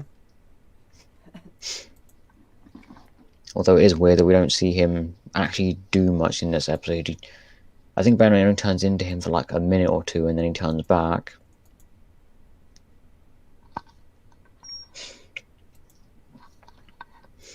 And there's also another alien that makes a reappearance in this episode.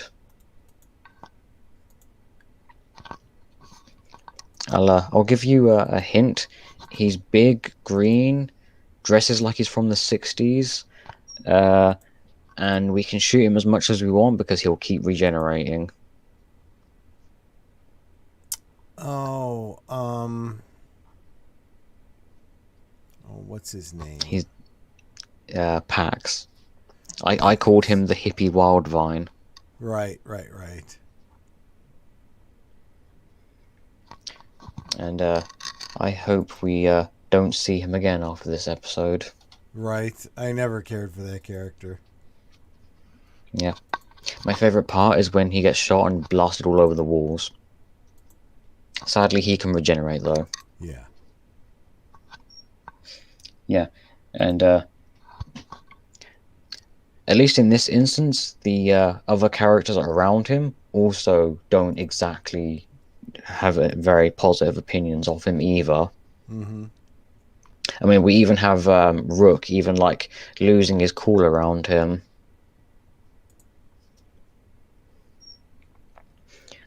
Yeah.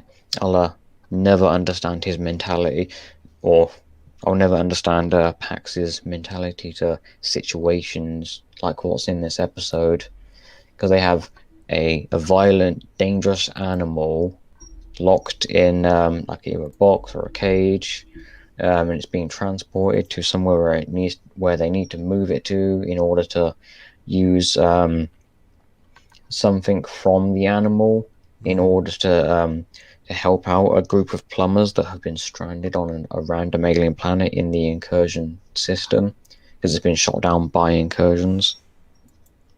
And yeah, it's very clear that keeping this weird spider alien creature, keeping it like contained is the best action.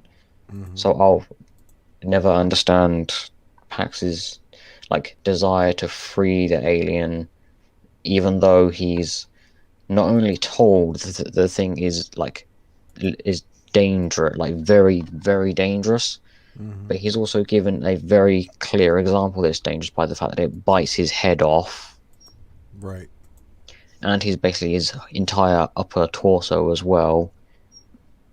I think it even does it twice, and yet after that he's still like trying to like defend the thing and trying to claim that it deserves its freedom, Mm-hmm. even though they're not imprisoning it permanently. They're just transporting it temporarily to help with their current mission and then set it free afterwards. Because what they need from the creature, they need fresh. They can't extract from like one that's dead. I'll never understand why Pax just doesn't like actually collect like some context as to what he's in getting himself involved in. Mm-hmm. He just goes, alien imprisoned, I'm gonna help that alien. And I'm not gonna do any research as to why this is happening, or if this even is like a permanent thing, or if it's just a temporary thing, or it's just like because Ben, Rook, and Rad, they're obviously not like permanently imprisoning it or actively trying to make its life worse or anything like that. Mm-hmm.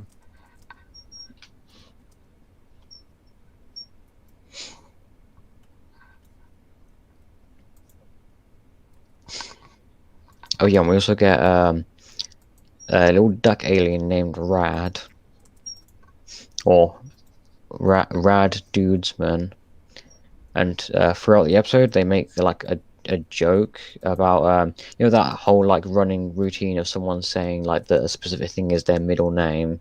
Yeah. Like when someone says "danger is my middle name" or something like that. Right. they do that at least 3 different times throughout the episode, and Ben's like questioning that, and then right at the very end when Rook pulls up like his like profile or something, and his full name is literally, I think it's Rad Danger Trouble Profit Dudesman, Mm-hmm. and they're just like completely flabbergasted by the fact that all three of the things that he said or his middle name earlier in the episode actually are his legal middle names. Which I feel like that probably started as like a writer's room joke that then became an actual part of the episode. Probably. Yeah, I can see that.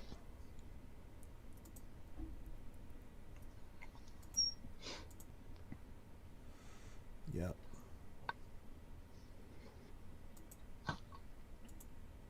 Yeah, I don't really have much on this No, episode, not really. except Pax causes a lot of the problems in this episode, and a lot of the unnecessary detours that could have been avoided happened specifically because Pax was just being himself. Yeah, pretty much. Yeah.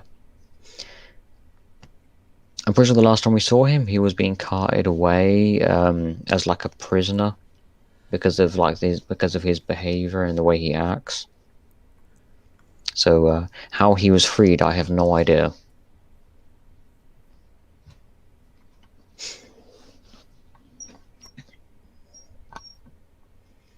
Yeah. And I think if he's arrested a second time, I think he should probably stay arrested and never come back to this show again. Exactly.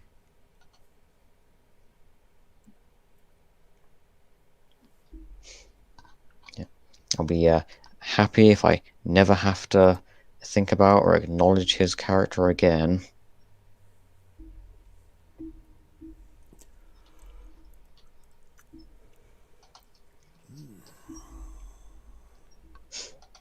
Yeah. Yeah, I mean, this episode's not really much on this one. Obviously, this is the one of the episodes related to the overall season-long story of like the incursion, invading planets and attacking people, Right. and essentially starting like a full-scale war.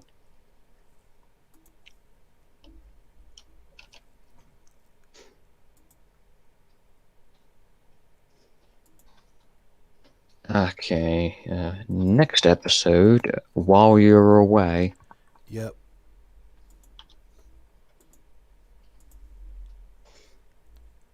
Another focus on Rook's family. Yep. This time it's the incursions have invaded Rook's home planet, uh, Ranaganda, or however you pronounce it, Mm-hmm. however you pronounce his name.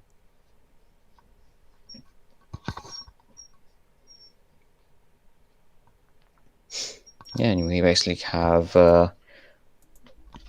Rook's whole like his home planet has been, or basically incursions that have come in. They've with Dr. Psychobos's help, they've set up like a mining factory or whatever, a mining plant or something, and they've started harvesting a whole bunch of the amber ochre that was introduced in the last episode with Rook's home planet. And they're using mind control on the population to basically have them act as like basically a free slave labor force. And they're basically harvesting a whole bunch of amber ochre to then allow Dr. Psychobus to convert it into some kind of um, mind control gas or juice or whatever it is. Maybe it was that internet gas they were talking about a few years ago.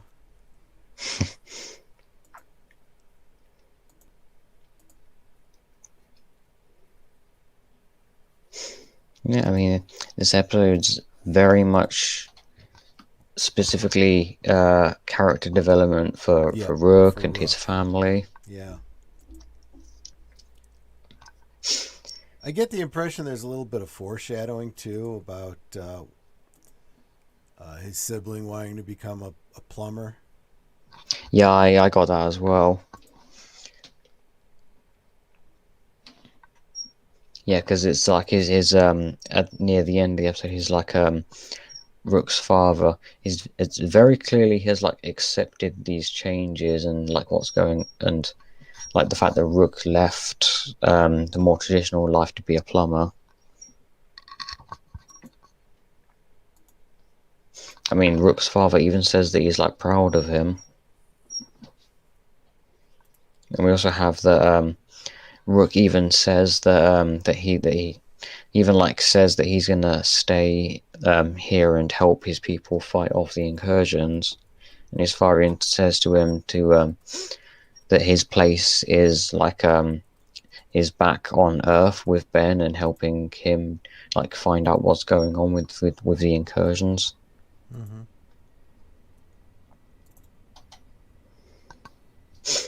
I did like that that like little continuation of the last time we saw Rook's family.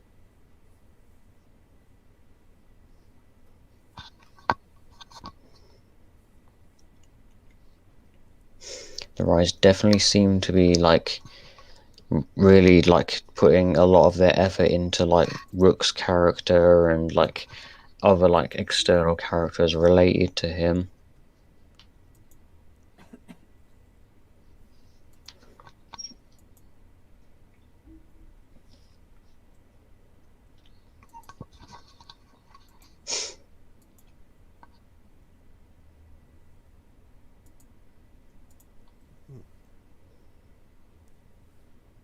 Yep, yep.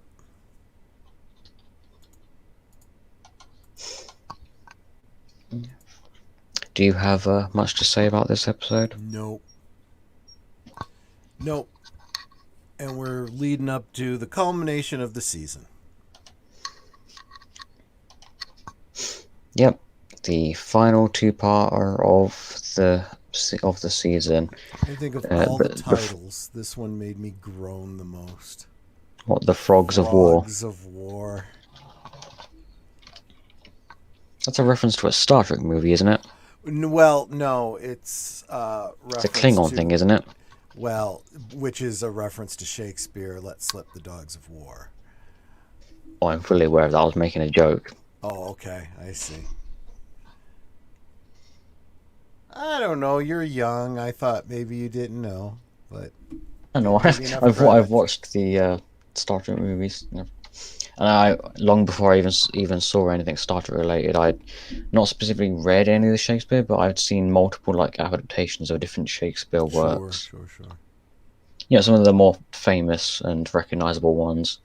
Normally during school, they would have us either watch like a movie adaptation of one of Shakespeare's plays, or I think sometimes they would even actually bring in like a book and like the play itself, and like have the whole class would read or something like that. Mm-hmm, mm-hmm. Normally in an English class.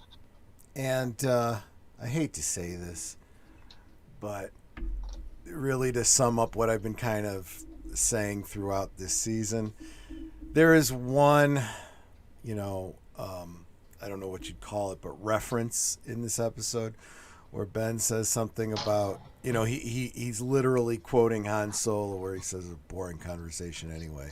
And I'm like, yeah, that's kind of how I felt about this whole season, kid.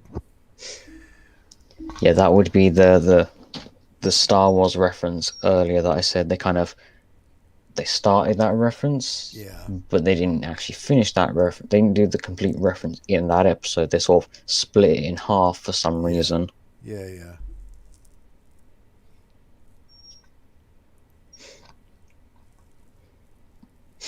Yeah, so this episode, the incursions, they invade Earth.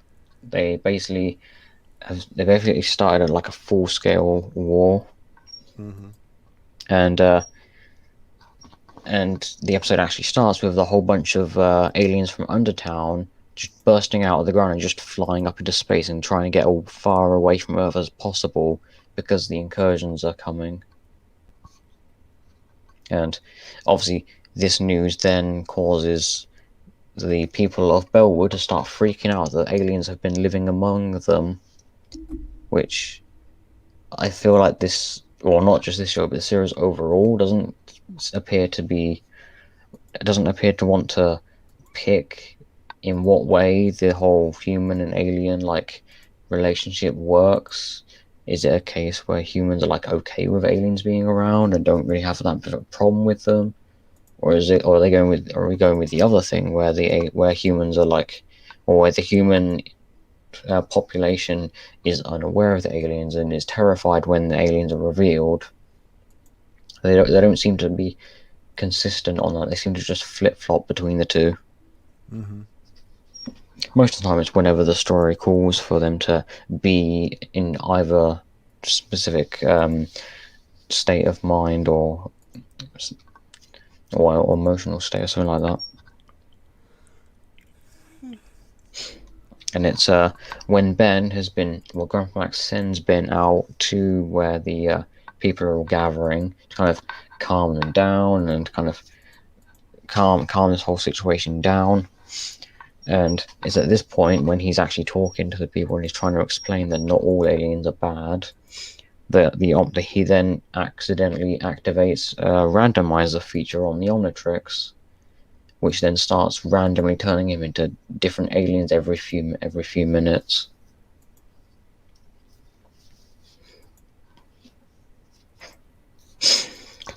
And we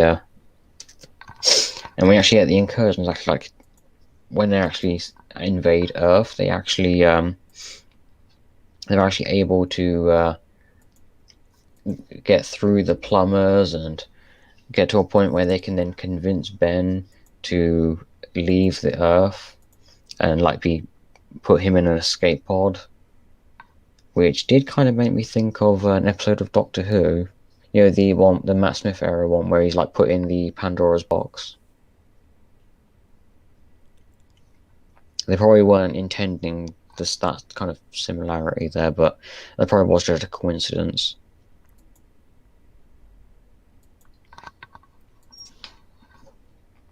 Still there?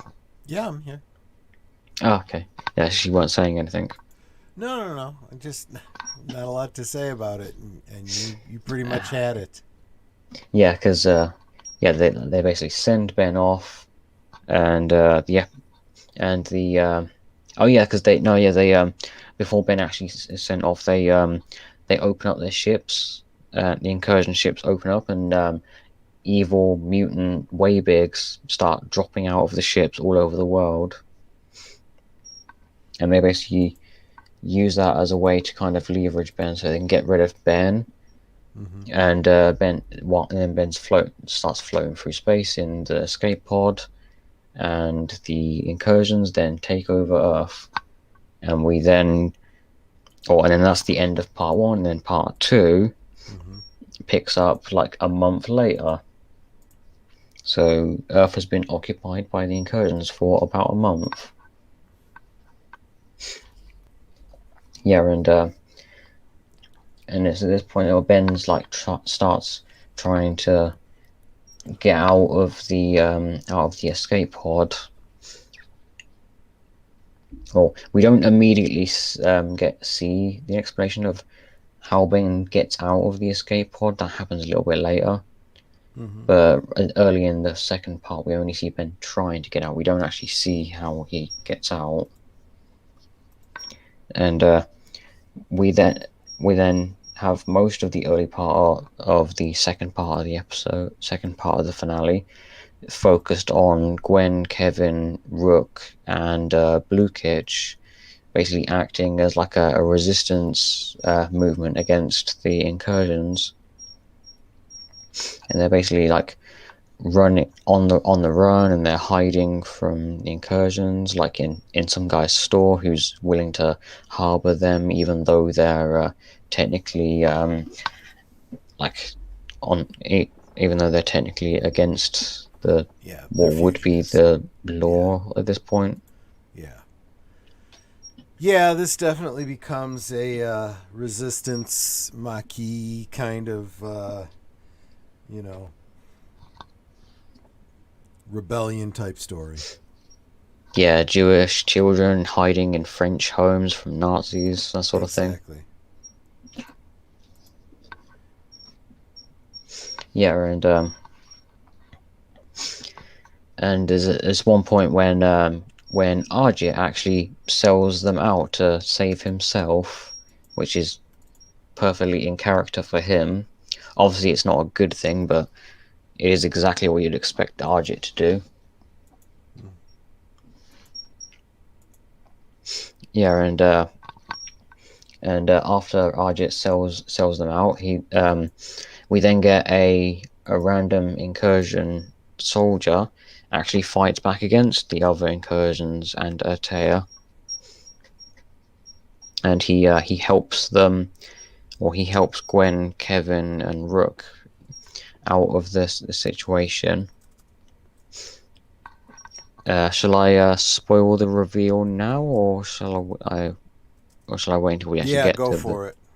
Yeah, so this incursion named Bullfrag is actually Ben, who is remaining as an incursion as a way as of infiltrating, so he can get back in unnoticed. I'm Which curious, makes did you, absolutely perfect while you were sense. watching it, did you like catch on to the fact that this incursion was Ben? No, I didn't, and I'll tell you why. Um, this Yeah. whole and it becomes a plot point eventually.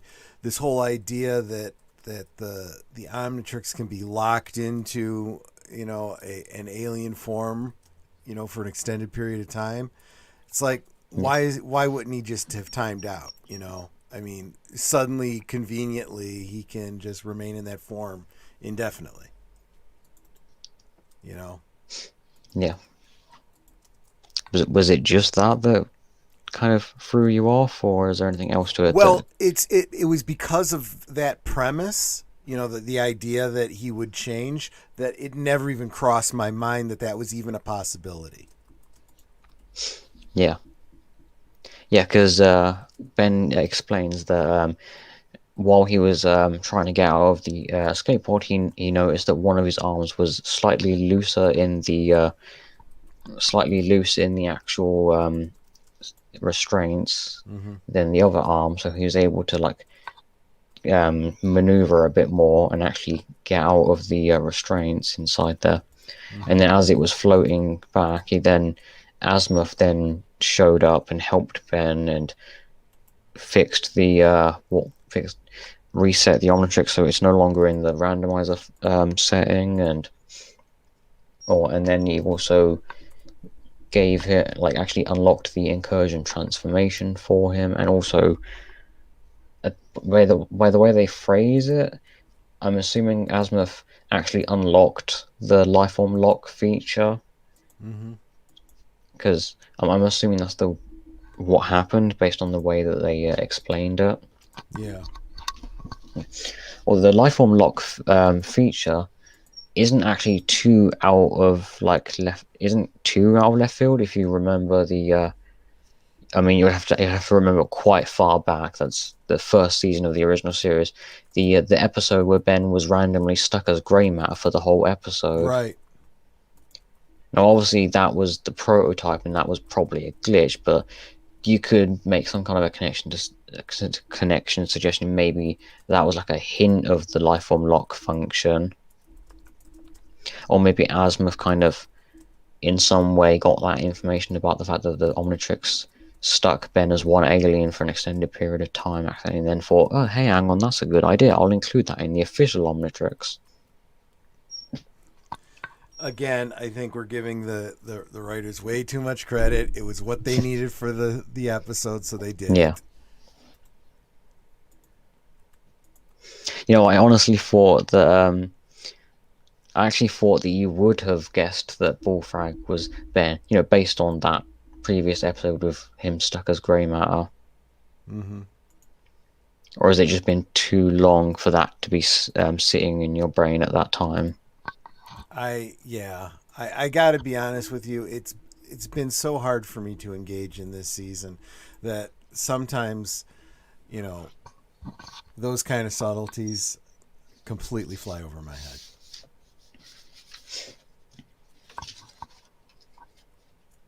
Yeah, because while I was watching it, I did see some hints that it's Ben. Like when he's still Bullfrag, he says to he mentions to Blue Kitch if there are any smoothies left. Mm-hmm. Although that's probably not the most like identifiable Ben type of thing.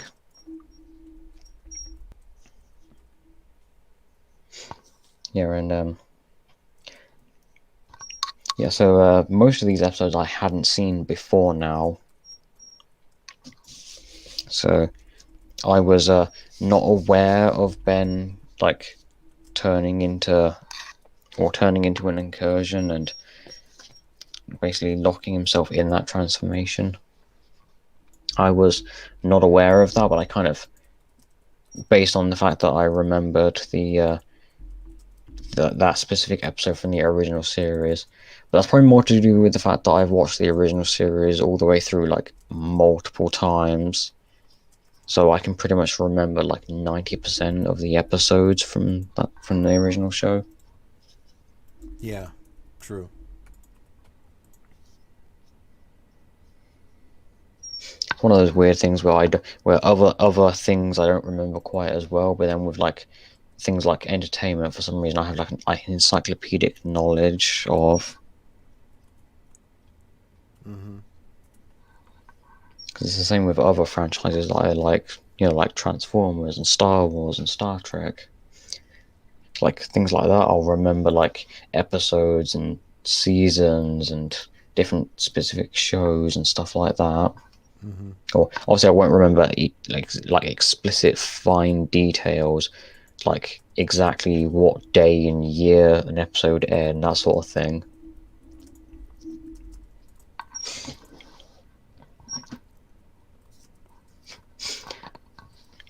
We'd also have a thing where as Ben is like Bullfrag, there's like this moment where Atea is like attracted to Ben as Bullfrag. Mm-hmm. That's probably because as Ben is turned into an incursion, I'm pretty sure the Omnitrix has turned him into a prime example of the species. Yeah, I Yeah, guess. yeah, because when you look at his design, Bullfrag is actually he's taller, he's a lot broader than all the other male incursions. Because a lot of them are like relatively normal height and they're kind of thin and lanky. Whereas Bullfrag, he's tall, he's like taller than all of them, and he's very much actually. Yeah, so you look at that, he's very clearly like very different from all the other male incursions Yeah. because they're either short and lanky or tall and very wide and fat. Right. And in fact, Atea, I think, is the only female incursion we've ever seen. I know she's not the only female incursion in this universe, because obviously her mother is mentioned, so there's obviously another female incursion. But we never see her mother. Atea is the only female incursion we ever see.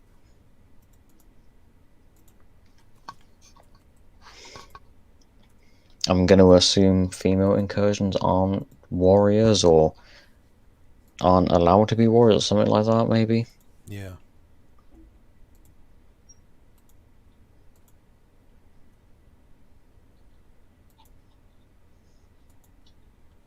Yep. Yep.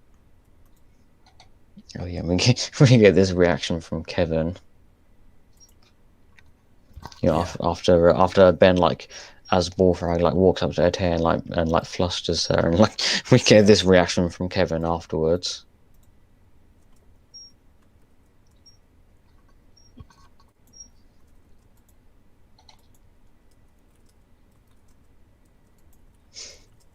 And we also have when they actually defeat Emperor Milius at the end, Eter actually takes this opportunity to take his place as leader of the Incursion Empire, and she even mentions that that was like her whole plan the whole time. And she like intentionally sabotaged the escape pod containing Ben so that he could get out and come back, because she knew that he would then come back. And she even calls back to the season finale, or season 1 finale of Alien Force, when she attempted to do the same thing, where she tried overthrowing her father. Although that time it didn't work, and then this time it does work.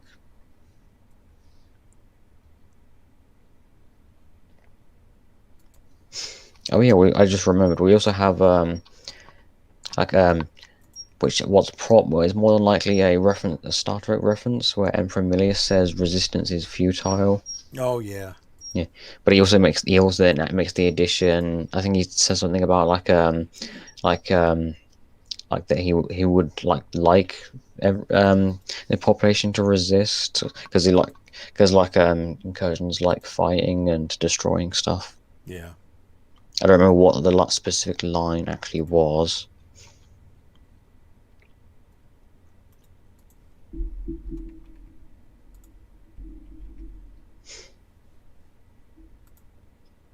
Yeah. Okay, I don't really have much else to say about the finale here. Nope.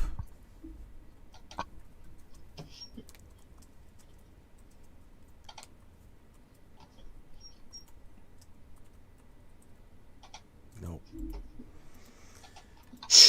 I mean, I pretty much front loaded it at the beginning of the episode. I've just had such a hard time getting into this whole thing. And even though we did get an episode or two that dealt with a little wibbly wobbly, timey wimey, universe jumping, I really expected a whole lot more from this series. Yeah. So that's So 2 weeks will be season 4. Yep. And does that put us at the halfway point then, or no? yeah, that would put us at the halfway point. There we go. Yeah. So after 2 weeks from now, once we're finished talking about season 4, then we'll only have 4 more seasons after that. Yep. I believe it was. I do remember seeing the actual series, the finale of the show itself. I don't know if I saw the whole final season, but I do recall seeing the final episode, final like 2-parter of this show overall. So it's going to be obviously for this season, like 2 episodes I'd seen before, and then so season 4 I've not seen any of whatsoever, and it's the same for season 5, 6, and 7. And then season 8's kind of a partially one I've seen. Yeah, so I am very curious as to where they're going to where the show's going to go from here. I'm just curious to see if it is going anywhere from here, or if they're just going to continue to plod along. Yeah, because there are some plot threads from this season that they definitely could continue on from, like the time war that was brought up in the episode Ben Again, and the fact that Vilgax just sort of vanished at the end of the episode featuring him. Yeah. So that there's at least 2 plot points they can follow up on. There are a few characters that we haven't seen yet. Mm-hmm. Like Albedo is one that I know we've not really. Well, I mean, we saw the pre-Omnitrix version of Albedo when he was still a Galvin, in the flashback from season 1. But in terms of present day Albedo, we've not seen him, so we don't know where he is or what he's doing. Yeah.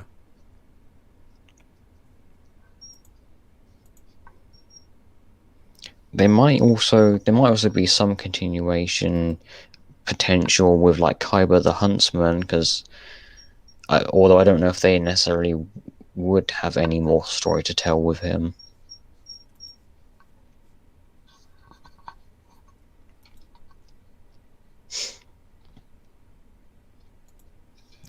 Yeah, don't Yeah. know. Anyway. Yeah.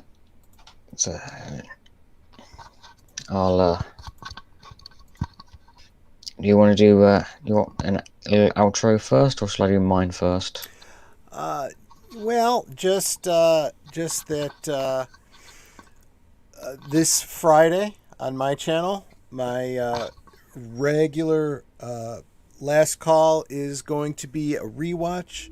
I know that I've done The Mummy 99 before, but it is the Halloween season. I feel a rewatch is probably a good idea, and I really want to get serious about rethinking the Universal Monsters Dark Universe, and I really think that The Mummy needs to be the cornerstone for it. So we're going to look at it and decide where we want that story to begin. So that'll be this Friday on my channel. Of course, tonight over on Age of Boomers channel, you can get your weekly dose of geek news on Geeky Geezers. Yeah. So yeah, this time I actually am gonna set up the next stream earlier this time, because this time I end up setting the stream up literally earlier today. I just completely forgot about that. I will set that up a lot earlier this time. I might even just create a whole bunch of thumbnails and then set up a bunch of streams for the next few seasons. Yeah, good idea. Yeah, so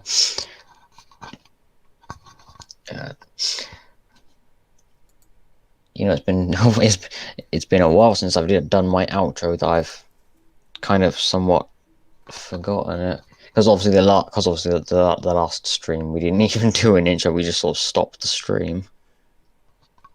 Yep. Yeah. Yeah. So let the Matrix light your darkest hour till all are one.